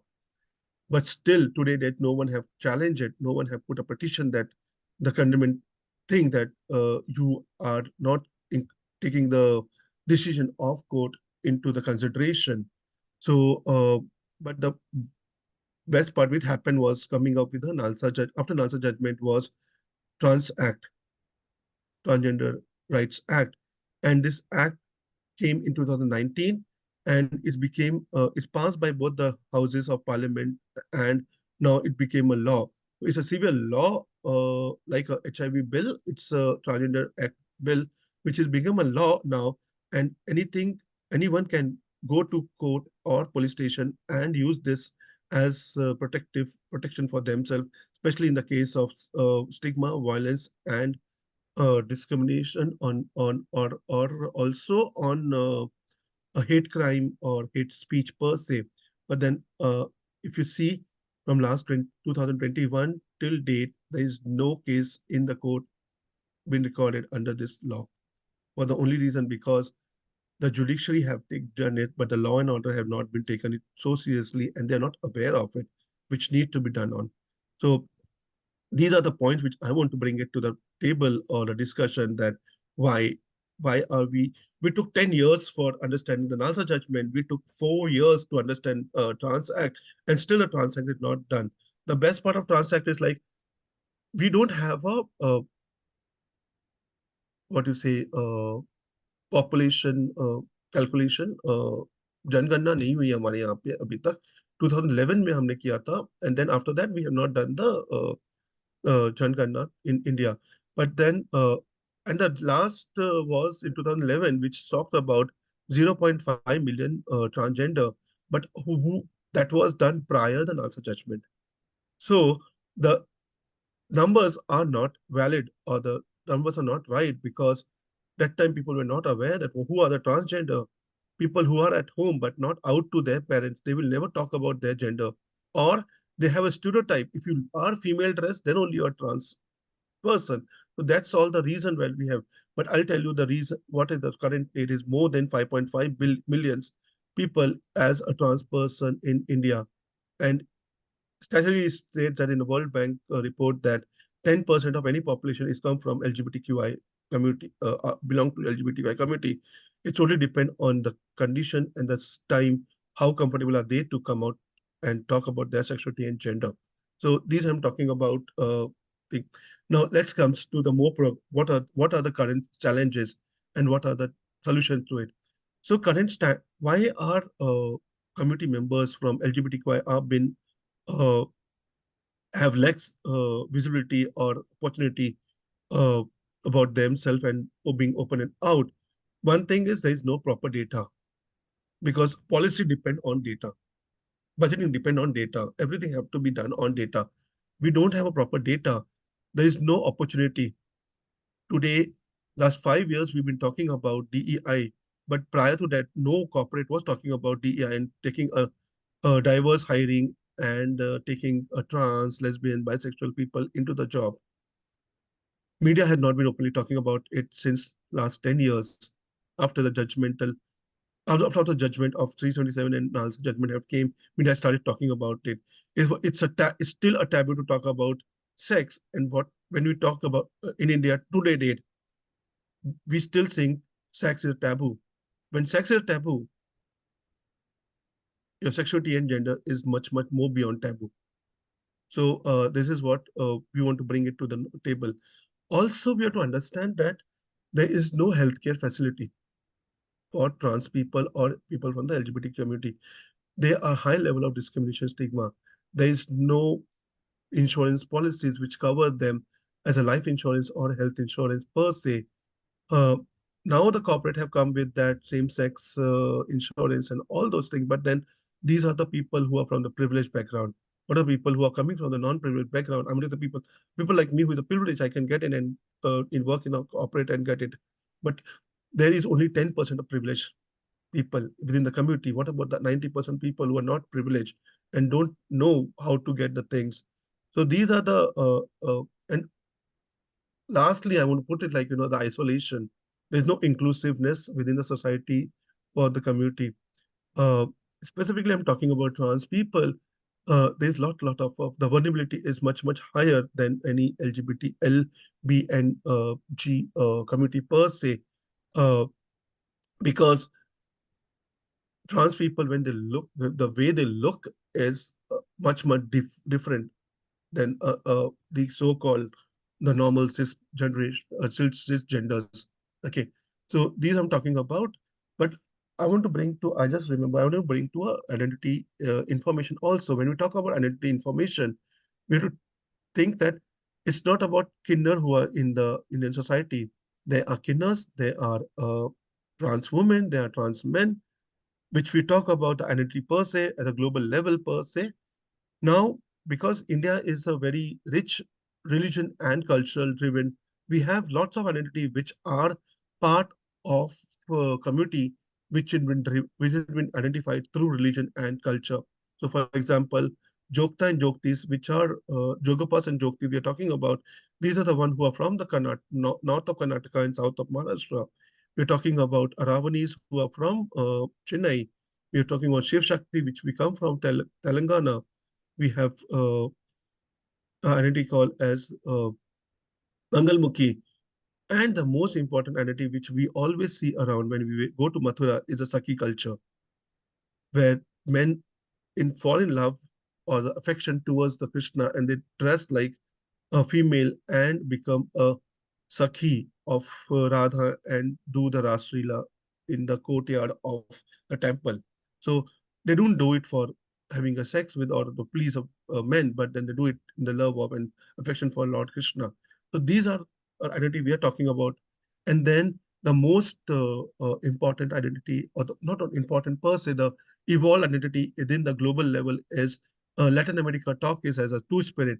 When we talk about identity such as drag queen it become more visible in India. Also, there are drag kings, uh, the men, there are females who want to dress like a man, and then they're known as a drag men.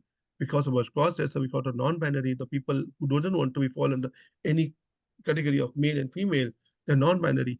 So we have to very clearly identify these identity also within the trans, and we have to celebrate those identity also. Each of them has a proper pronunciation, each of pronoun to be called, each of them has a preferred name to be called because they are drop down the name and gender of the time when they were assigned at the time of birth and now living in a body which they feel are very comfortable. So these I'm talking about. Now let's come. What are the different? We have spoke about challenges, but how are the progress taking in India, and how India is progressive compared to other country? So if you see most of the country, you find that gay, lesbian had fought for themselves, and then the trans people took the charge. In India, it's the other way around. Trans people got the rights first in 2014, and then the queer, I mean to say, uh, lesbian, bisexual got the right at in 2018 by decriminalization of 377. India has a protection policy or a law for transgender. We are still struggling for other committee member. Uh, also, uh, we have a very progressive government at the central who thinks about only trans. That's the, but at least something is better than give it to me.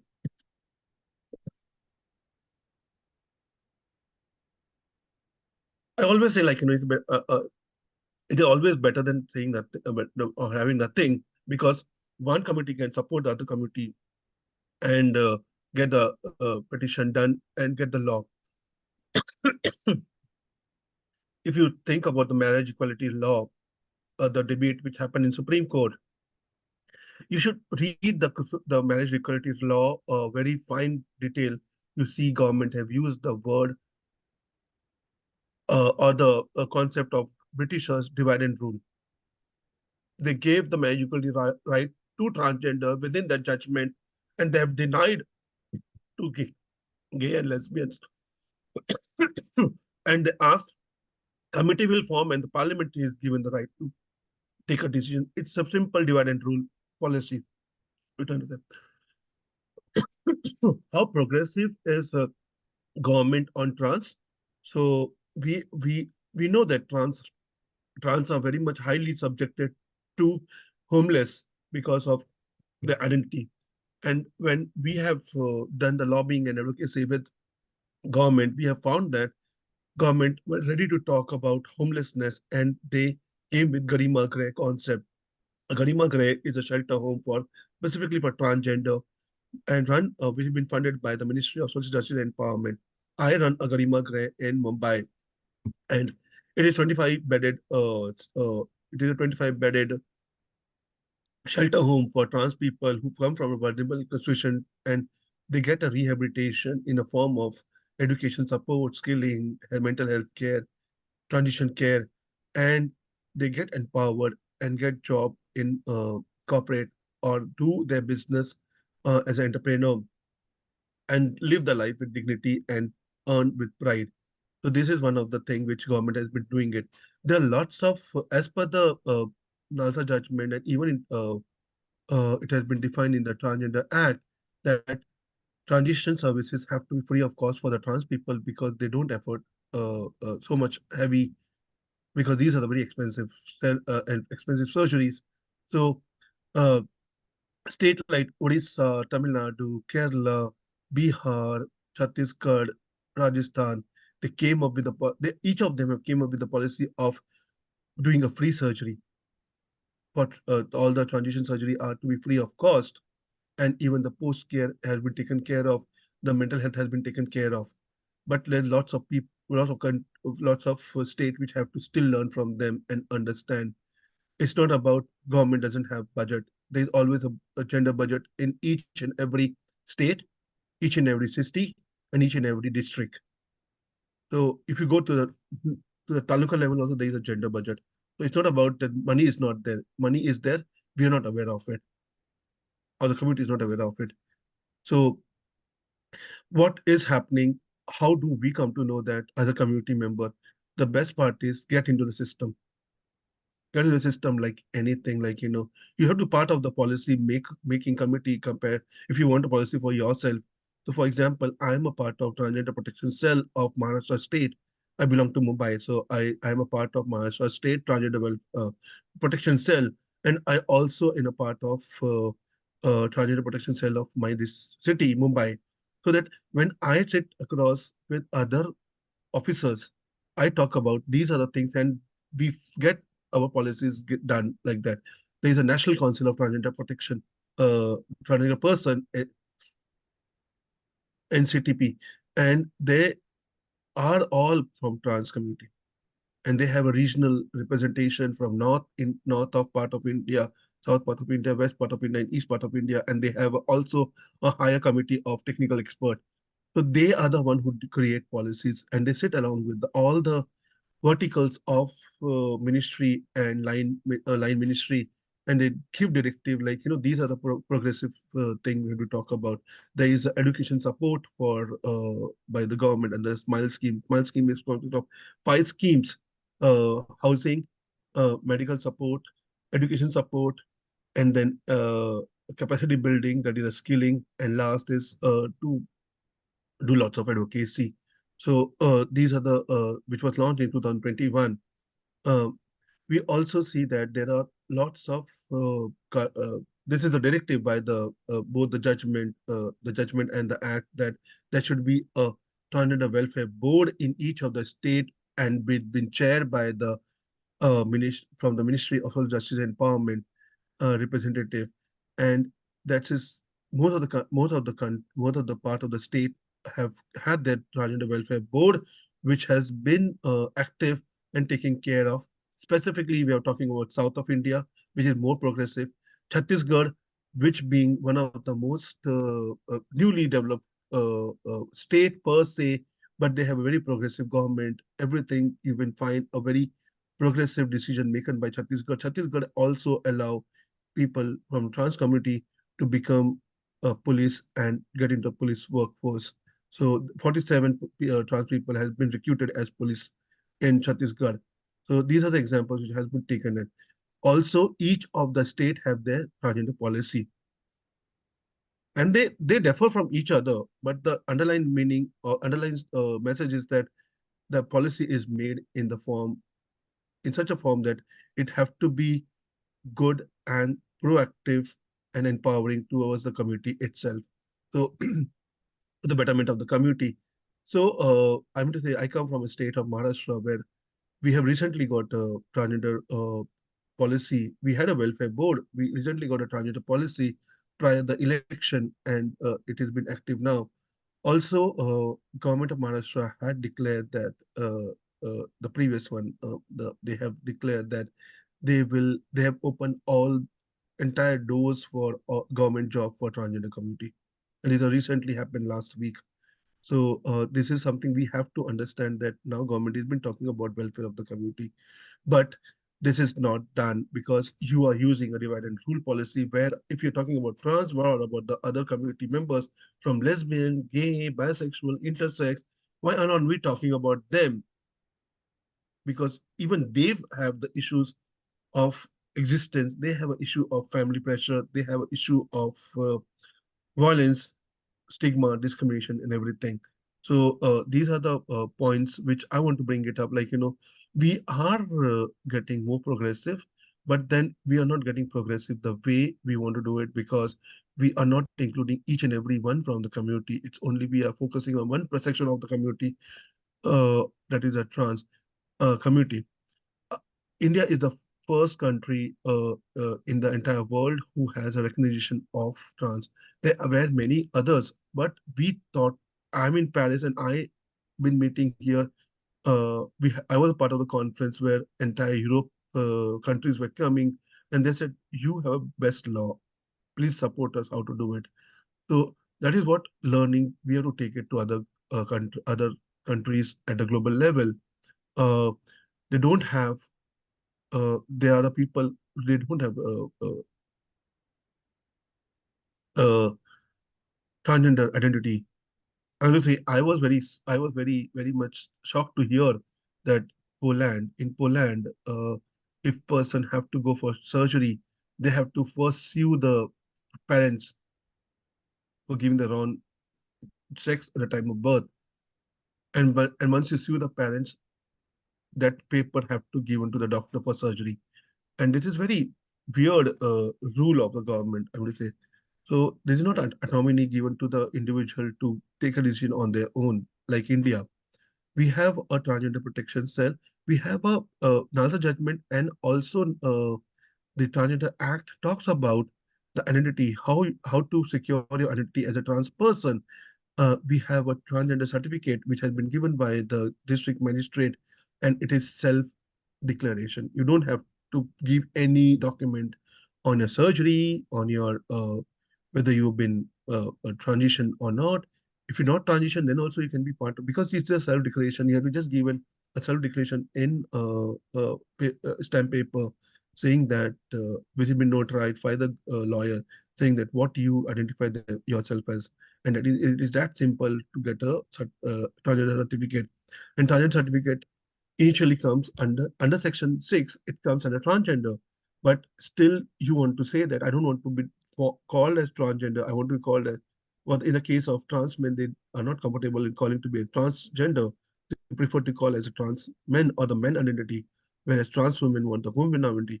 You can get another certificate, that is section 7, which talks about binary certificate. So you can reappeal to the district collector, and you can get a binary certificate. Only one document is additional, is like you have to give one proof of transitioning. It's not have to be surgical. For example, if you're going for a non-invasive procedure like GID, hormone treatment, laser treatment, even that also will suffice document to get a binary card. Honestly, the government have made us our life so simple that, and this is because we don't have a number. So this certificate will give a number from each state-wise. And so this is what I want to bring to the today's discussion.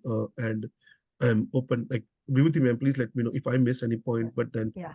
I No, I just try to only think I want to know the problems which transgender persons feel encounter when they seek admission in colleges and school.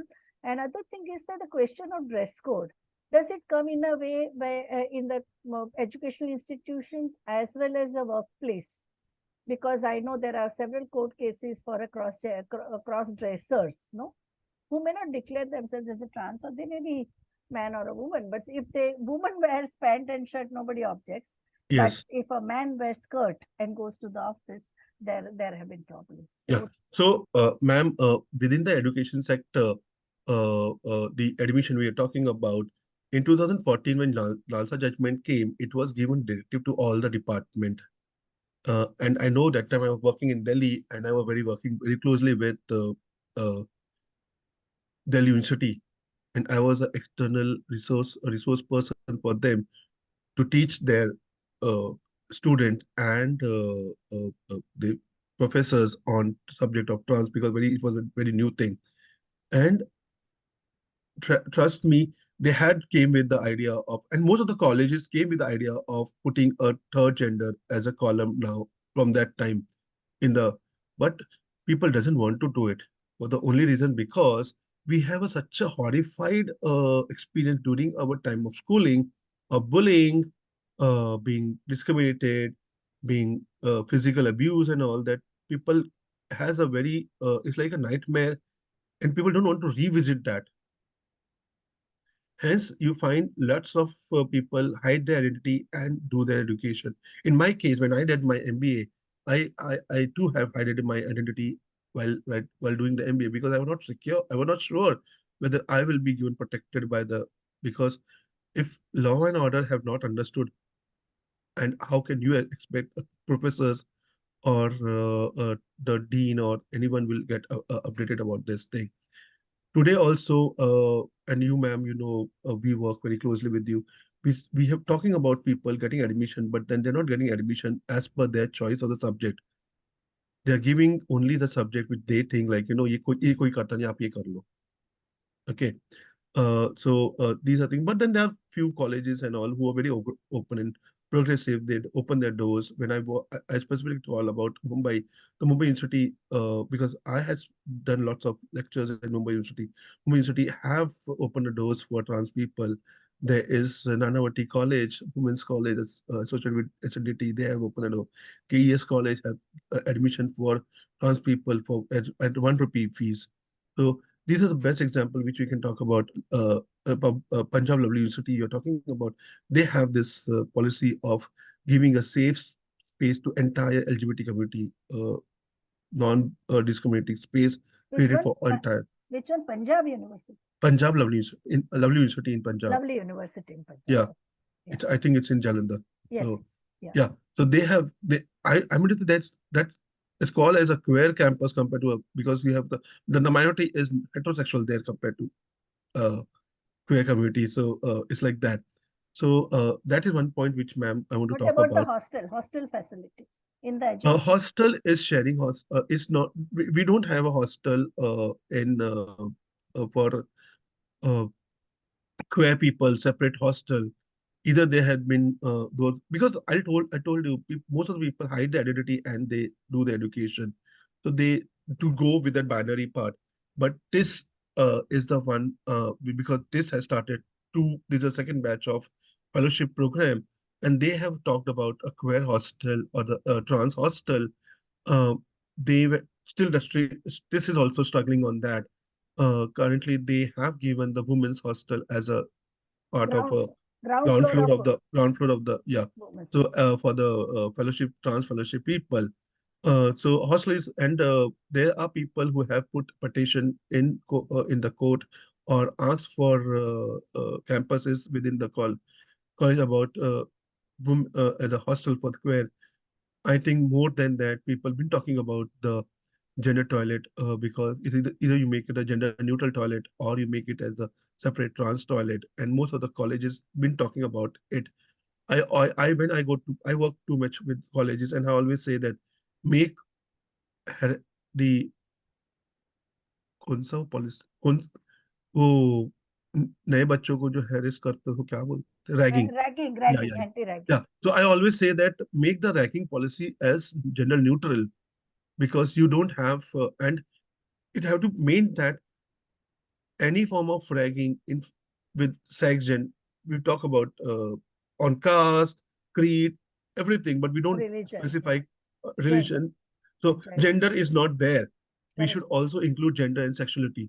Yeah. And we've been all been talking about it. So, ma'am, this is about education. Where about the wearing? Of course, they don't wear, they don't cross dress and they go to college because they are aware there would be lots of bullying and hate crime, especially while visiting the loo and all those things. So they don't do it at college or at offices. Yes, offices are very open and talking about trans people or a gender sexuality or gender minority people, and they give lots of job to people. But then they have the safe policy. The posh policy is now become a gender neutral policy in most of the corporate.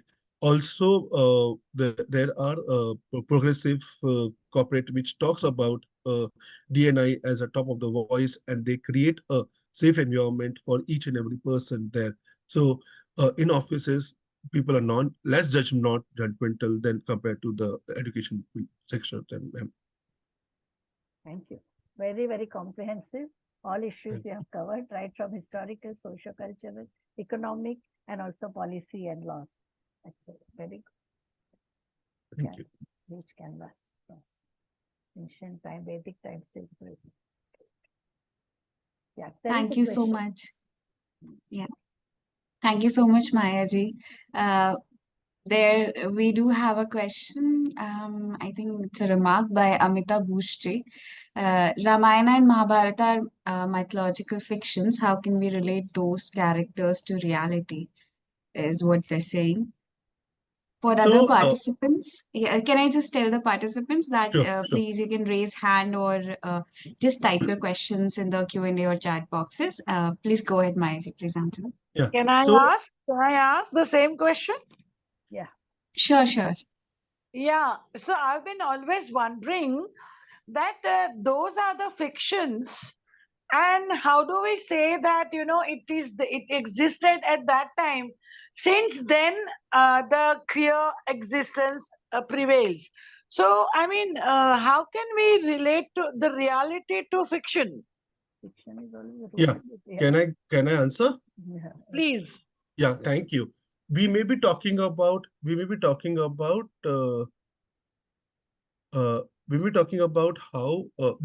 be like a friction, but today in India we still refer to Ramayana and Mahabharata and all the mythological books which have been written. I'm not talking about only in Hindu thing. There is a Jain text which talks about trans people, and let me connect with friction to reality. We go to lots of temple, and if I'm not talking about a trans identity, even Krishna or even as any goddess or god you talk about, none of us have seen those goddess. It's a fictional for us, but we still worship those god and goddess, and we do pray and ask many of the blessings from them. So that is one thing. Secondly, how do you connect the queerness and God, the fiction stories? In reality, is that you go to Bauchurat temple, you go to Renuka temple, you go to Yalamma temple, you find those things. We have Ardhanareshwar, the goddess of dance. We pray before each and every person. They are not from the community. Even the main society people, they do pray to the god before they perform the art. They take blessing of that Ardhanareshwar, the god of dance, that yes, please bless us, we can perform well. There, in Bharatanatyam, every yeah, form of yeah, dance, yeah. So, with that shloka. yeah. So I'm going to say, like, we can't say that it's just a friction. We do practice also, and what we practice is a reality, and we do worship many of such. We talk about Mohini. Haven't we? How many of you are aware that Ganesha has a trans identity, which is known as is one of those योगनियों में से एक योगनी का रूप गणेशा का है जिसमें उसने साड़ी पहनी हुई है. Okay, so these are not these may be frictional. We have never seen them, but we do worship each of them. That's the what I can talk about, Amita ji, about how you relate friction into the reality. It becomes part of the culture, and also yeah, it's a part of the culture. I'm going to say, when you're talking about Bauchara Mata is not only worshipped by trans people. In Gujarat, lots of the people have their क्या बोलते हैं उसको हिंदी में deity, family deity. हाँ, family deity. So उनकी कुल देवी है, उनकी कुल देवी है. After marriage, the brides and groom, the newly married couple is taken to Bauchara Mata for blessing of offspring. So these are I'm talking about. There all your goddess. Lot of garbas on Bauchara. Yeah. कुल देवी आपकी रेणुका माता है, जो खाली हिजड़ों की नहीं है या किन्नरों की नहीं है, वो वहाँ के लोकल लोग भी हैं जो मेन सोसाइटी से है, उनके भी घर पे कुल देवी के नाम पे पूजा की जाती है, यलमा की पूजा की जाती है। Okay, so I'm talking about these are the examples from fiction to reality. I hope Amita ji, I have able to answer your question. Yes, of course. I still have some questions. Maybe I'll pick up later. Welcome, ma'am. Sure. Or you can just from the team, you can get my email ID and you can send it to me. Yeah, We can I'll have do a, that. I'll yeah. do that. Thank you. Thank Thank you, you. ma'am. Thank you. Yeah. Thank you so much, Maya ji, Amita ji. From amongst the participants, do we have any more questions? Then please go ahead. You can raise your hand, unmute yourself, and ask the question. We'll give it a couple of minutes. Yeah.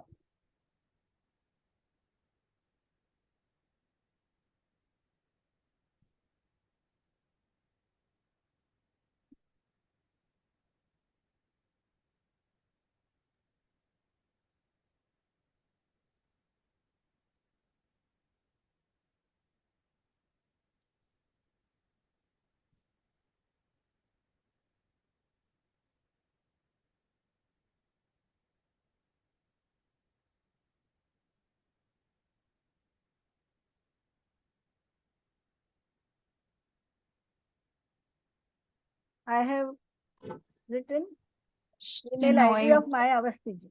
Okay. Please note down my Awasthy ji's email ID. Yeah. Yes, ma'am. It's in the chat box. Shenoy ji, would you like to go ahead? Yeah. Yeah, I'm so sorry I'm outside, but am I audible? Yes, ma'am. Awesome. Okay, so first of all, Maya ji, it's an honor to be able to speak to you, you know, especially with the work you do at Tweet Foundation. We've actually met in 2022 under very unfortunate circumstances when some of my brothers from Tweet were arrested wrongfully for rescuing a fellow community member. And they faced a lot of police brutality in that moment. I remember we rushed to get hospital reports. We immediately made press statements to ensure it doesn't go unspoken. And, you know, one thing I'm just trying to understand, right, that police brutality in general has a very gendered understanding, like how it exists in India today. We assume that, you know, if they want to be brutal towards someone who appears female, they'll bring a female cop, and someone who appears male, they'll bring a male cop. And what happens in this is that we kind of forget the funny part is that police brutality should not happen in the first place. The gender of the cop is irrelevant in that moment. I remember that day, like, we did notice that our community folks were beat up by male cops because they are trans men. So, and even now we're seeing like there is, by tomorrow, there's going to be a law which decriminalizes entirely the sexual abuse and rape of trans men and trans women who have not legally transitioned, you know. And I'm just trying to understand like where a lot of this does have to do with the fact that we did not contextualize our queer movement to the Indian context. We picked up a lot of things from Western queer movements where we kind of disregarded the multitudes of queer identities and experiences. And I think it's kind of perverse within our community itself as well, where this perception of being masculine automatically kind of takes away your claim to rights, you know. It's very interesting. And I just want to understand, like, how can we tackle that? You know, a very prominent activist once told me in my Instagram DMs that, you know, trans men are just the men of the LGBT community, and hence they will be treated that way. And I just want to understand, like, how do we tackle these notions? How do we kind of bring more visibility to the voiceless, be it trans men, be it indigenous queer identities like the Jogappas, the Aravanis, and how do we kind of break through the mainstream idea of queerness and bring that to the forefront, you know? Yeah, thank you, Shanai. And it's good to reconnect with you. Uh, I think one of the statement which in your entire question, I differ with that because it's not queer movement is not being taken from the Western to India because our queer movement was our own movement. The NAS Foundation has done in 1999 the petition of Section 377. Let me bring you the notice why the Anjali Gopalan did this petition, because she came to know about the case where a person the youth young trans sorry young gay men was given a conversion therapy of electrical shock during that time, and she went to NRHM, the National Council of Human Rights, and then she meant that it is very unhuman, and can't we take it away, these things, the conversion therapy have to be banned. And that time in NRHM clearly said that there is an angle of queerness, hence we will not talk, we don't want to give any comment. As a human right, it's not good, but queerness is there something. And that where Anjali ji got an idea of putting a petition on Section 377, which took that long thing. So Anjali didn't understand it from the Western thing, but then from the Indian.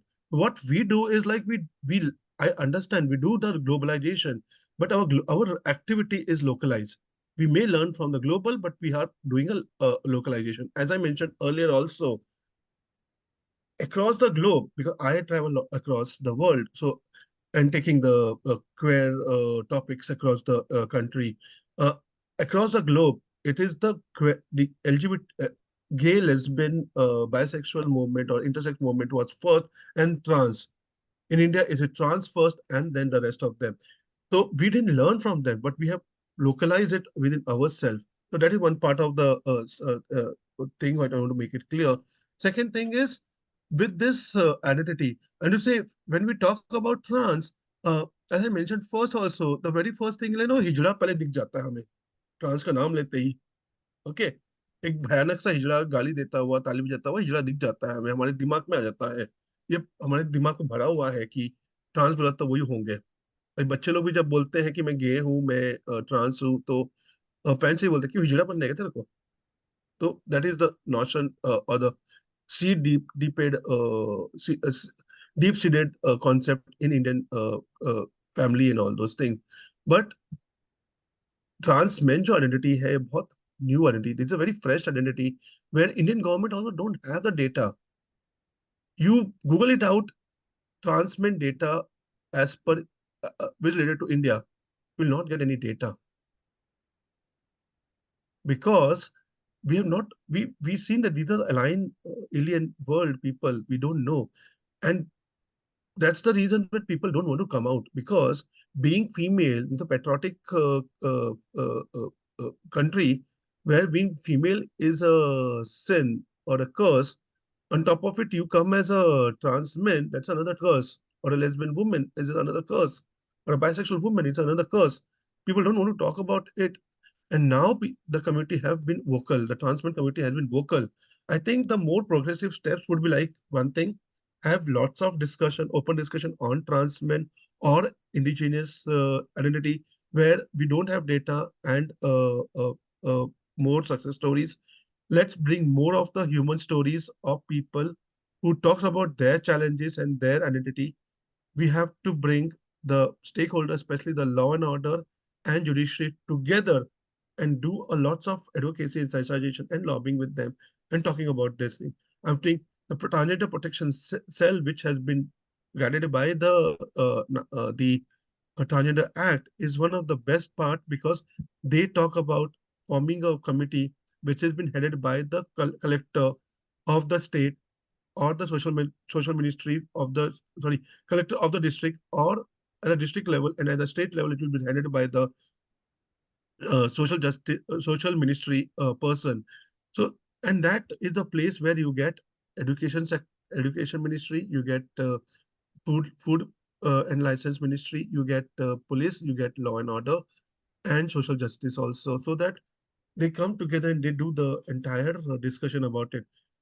The more the power, more the actively these cells are being created at district and state level, the more the easier become the life of trans person. So in my case, I mean to you talking about Delhi case, which you've been talking about. In my case, in the case of Mumbai, we had handled 12 such cases, and we made a point that police will not get into the house at any cost.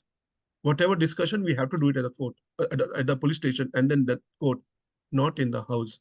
So that is what we have put our foot down. So I hope, Shina, you got your answer.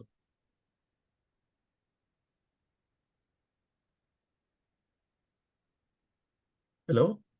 Yeah.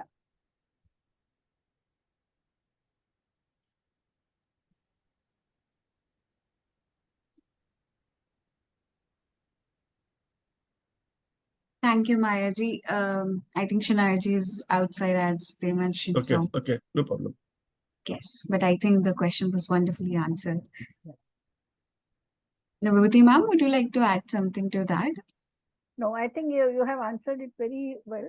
And this whole thing about some always, like even in women's movement, we were told this idea is Western. When you talk about human rights, this idea is Western. I think those who want to maintain status quo and continue the reign of oppression, exploitation, subjugation, and dehumanization of the oppressed, they always use this argument. I think we should not fall prey into it. We should see actually what is the universal thumb rule of dignity, justice, equality, and mutual respect. And also now the living, because we always were told ek mein anekta mein ek, no? So there is always a unity in diversity. And I think that is very important. From where it comes, I think is very immaterial, but certain ethos and principles of life, whether, first of all, historically also, it's not true to say that this idea is Western. You have given ample evidences right from the Vedic times to like in Jainism, even Buddhism, in Therigathas also it comes. If you see the sculpture, wherever you go to Khajuraho, go to Khajuraho Khajuraho. or yeah. Kama Sutra talks about it. Yes, yes. So we taught the world there sex. Are these statues. And these are the Narishwara, every art, every cultural program begins with worship of the goddess. Worship and offering this thing and asking for blessing from Ardhanarishwara, so which is androgynous personality. So, but you have shown the Indian roots of the LGBTQIA movement very, very with real. It was a data-driven. Lot of case studies you shared, which is very important. Thank you so much, ma'am. If we do not have any more questions from the participants, then would like to proceed further with the feedback session. Before that, I would like to thank Mayaji wholeheartedly for being here today, attending this session and guiding us through such complex topics. And it's always a delight to hear from you. And we really hope that you continue joining us in future events as well. Thank you. Thank you. I will surely. It's my family. So it's like, I love to back to the family. Yeah. Thank you so much, Mayaji. Ma'am, should we proceed with the feedback session from the participants? Yes, yes. As we are culminating this 5-week-long program, I request the participants to kindly share their feedback with us. How did you find the program so far? What would you like to change about it? And please do introduce yourself, tell us something about yourself and some remarks on the program as well. Any volunteers? Yes, Mayaji. Yeah. Can I leave because I have another meeting to rush? Yes. Yeah. Okay. Yes. Thank you. So, sorry for this. No. Thank you so much, Mayaji. Thank you. Yeah. Any volunteer participants can raise hand and just unmute and yes, Santana Khanikarji, please go ahead. Yeah, my name is Santana. So thank you for organizing this wonderful program, course. Yeah, whatever you're calling it, sorry. Yeah, course, right? Cohort. So I was just wondering if if you send us a lot of mails with reading materials and links, etc., I was wondering if it would be possible to put all those information, emails, documents, etc., in a Google Drive file or something so that we can have access to it rather than going to our emails every time. That would be great if we can have a Drive folder. Thank you. And even the event report will carry everything. In the previous cohort also, if you see, you can download PDF of the previous cohort, which is also exhaustive. I think, Priyanka, you can even share it on the chat box, which can be downloaded. Yeah. Everything will be there. There'll be a gist of the arguments, highlights, quotable quotes, reading material, and also the posters and everything. Yeah. Thank you. So it becomes a source book for any kind of a training program or advocacy work that you want to do. It will be helpful. Yeah. Also regarding the different mails, we do share the videos day-wise with you, but every day we also share a accumulation of the previous day's videos. So whatever mail that you received today regarding would be something titled like Video Day 5. It would be having the video recordings of all the 5 days. So you won't have to go to different mails to check for different days. You'll get everything in one email itself. And regarding the reading resources, you'll have it in the course outline and reading resources document. It's a PDF attachment. You'll find it in the email, and it is all summarized there towards the end. If you go, then these are all open access links that are available. It is all given in a single page, so it should be easier to access those as well. We have 2 more hands raised. All right, Grisha ji, please go ahead. Actually, I had a doubt. So regarding the reading material and the PDF, the other day I was trying to open the links, but it was not working for me. I think I had mailed as well. So can you please help me with that? The links are not working? No, the PDF links are not working for me. Okay. How are you opening them? Did you download the PDF? I downloaded it. I opened it on Edge, I guess. The PDF. Okay, okay. So what will since it is actually we did try it and it's opening for everybody else. So we'll just connect with you after this. Yes, that would be nice. Because Thank you. some of the books are very heavy, so they come only in the drive. They as a PDF we are not able to send you by email, no. So that is a major problem. That's why we have given the link. Okay, okay, no problem. I think after the session, I can again reach out and then discuss. Yeah. Yes, Thank you. Girisha ji will connect with you. Yes, thank you. Yes, okay. Amita ji, please go ahead. Yeah, thank you. I'm sorry, I didn't realize that somebody else also was talking. So yeah, thank you. I wanted to say that I mean it was really a very enlightening series of discussions and talks. Vibhuti ji, I would like to I mean request or suggest that could we initiate something like a magazine where we can we can invite such write-ups, and it might be a step towards raising awareness and including many other people or their own versions. If somebody wants to contribute, participate, is it possible, or are there already existing such magazines? There are lesbians in India. They have that journal newsletter called Labia, Lebia, that is there. Then there are regional. Humsafar is another newsletter where they share.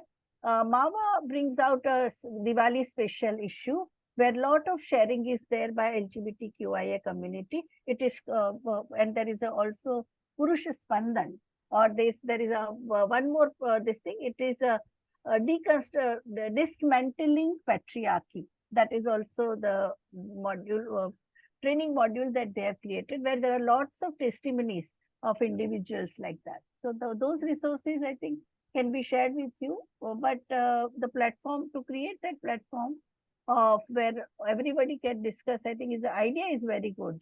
But you will need 4 to 5 people to really put everything together and invite. But already there are a couple of newsletters are already there and platforms are already No, there. I thought okay, since it has been so vigorous, we don't let it fizzle out or disperse, but we Yeah. can hold on to it and do something Yeah. ahead of this.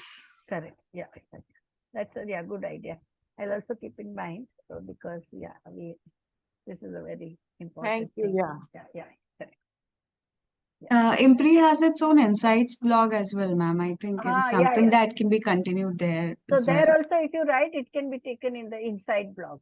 So That would is a you blog. share it? Would you share it on the email, all the names Yeah. that you gave, and also wherever it is there, Yeah. Mhm. Yes, surely. Thank you. Girisha ji, do you have another question? No, sorry, I'll lower my hand. I forgot to do that. So sorry. Yeah. All right. Any feedbacks regarding the program? Yeah. Priyanka Boraji has written. Yeah. Yes. Priyanka Bora ji, would you like to unmute and go ahead?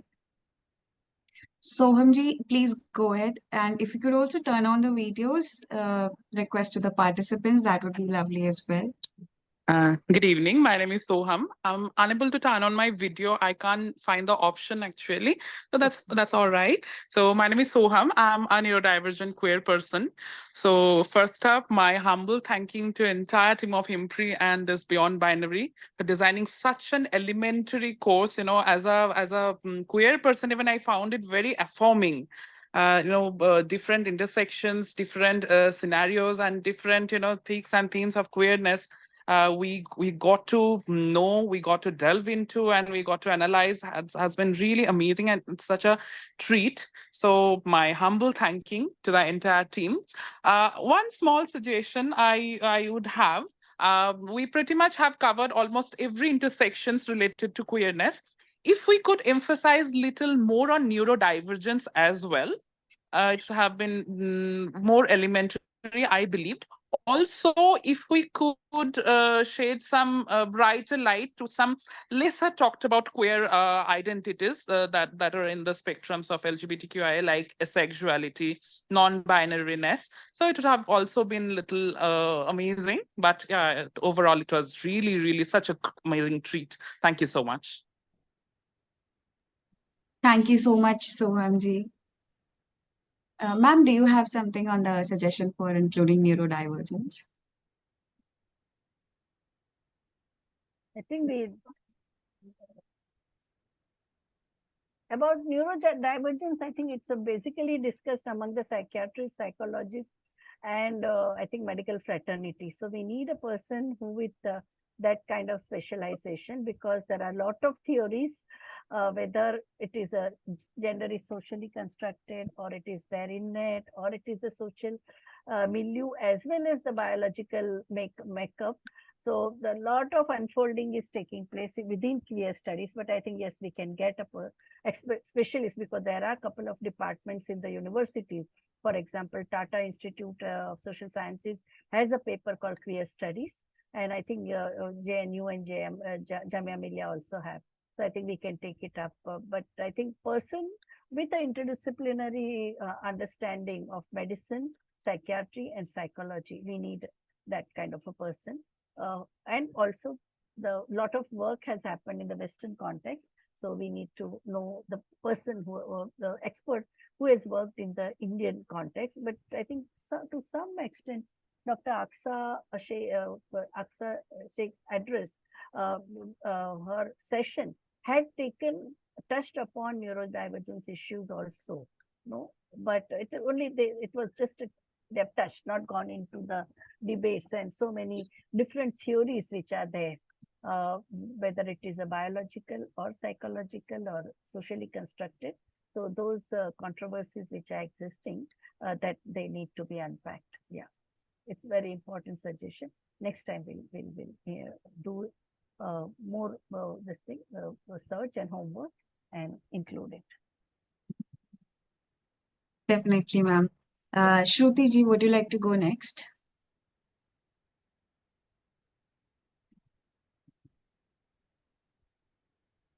Abhimanyu ji,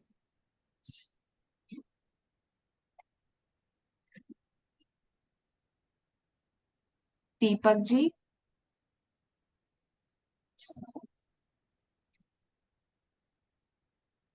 Devika ji,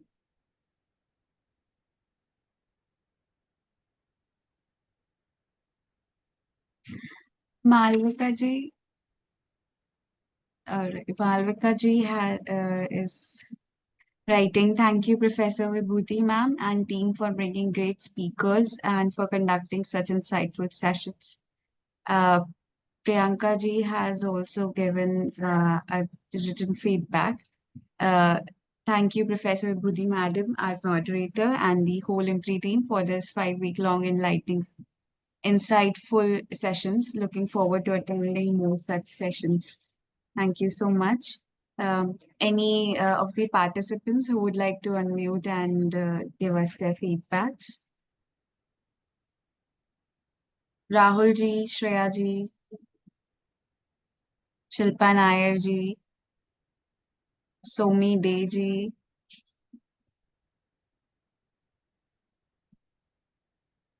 Nitin ji.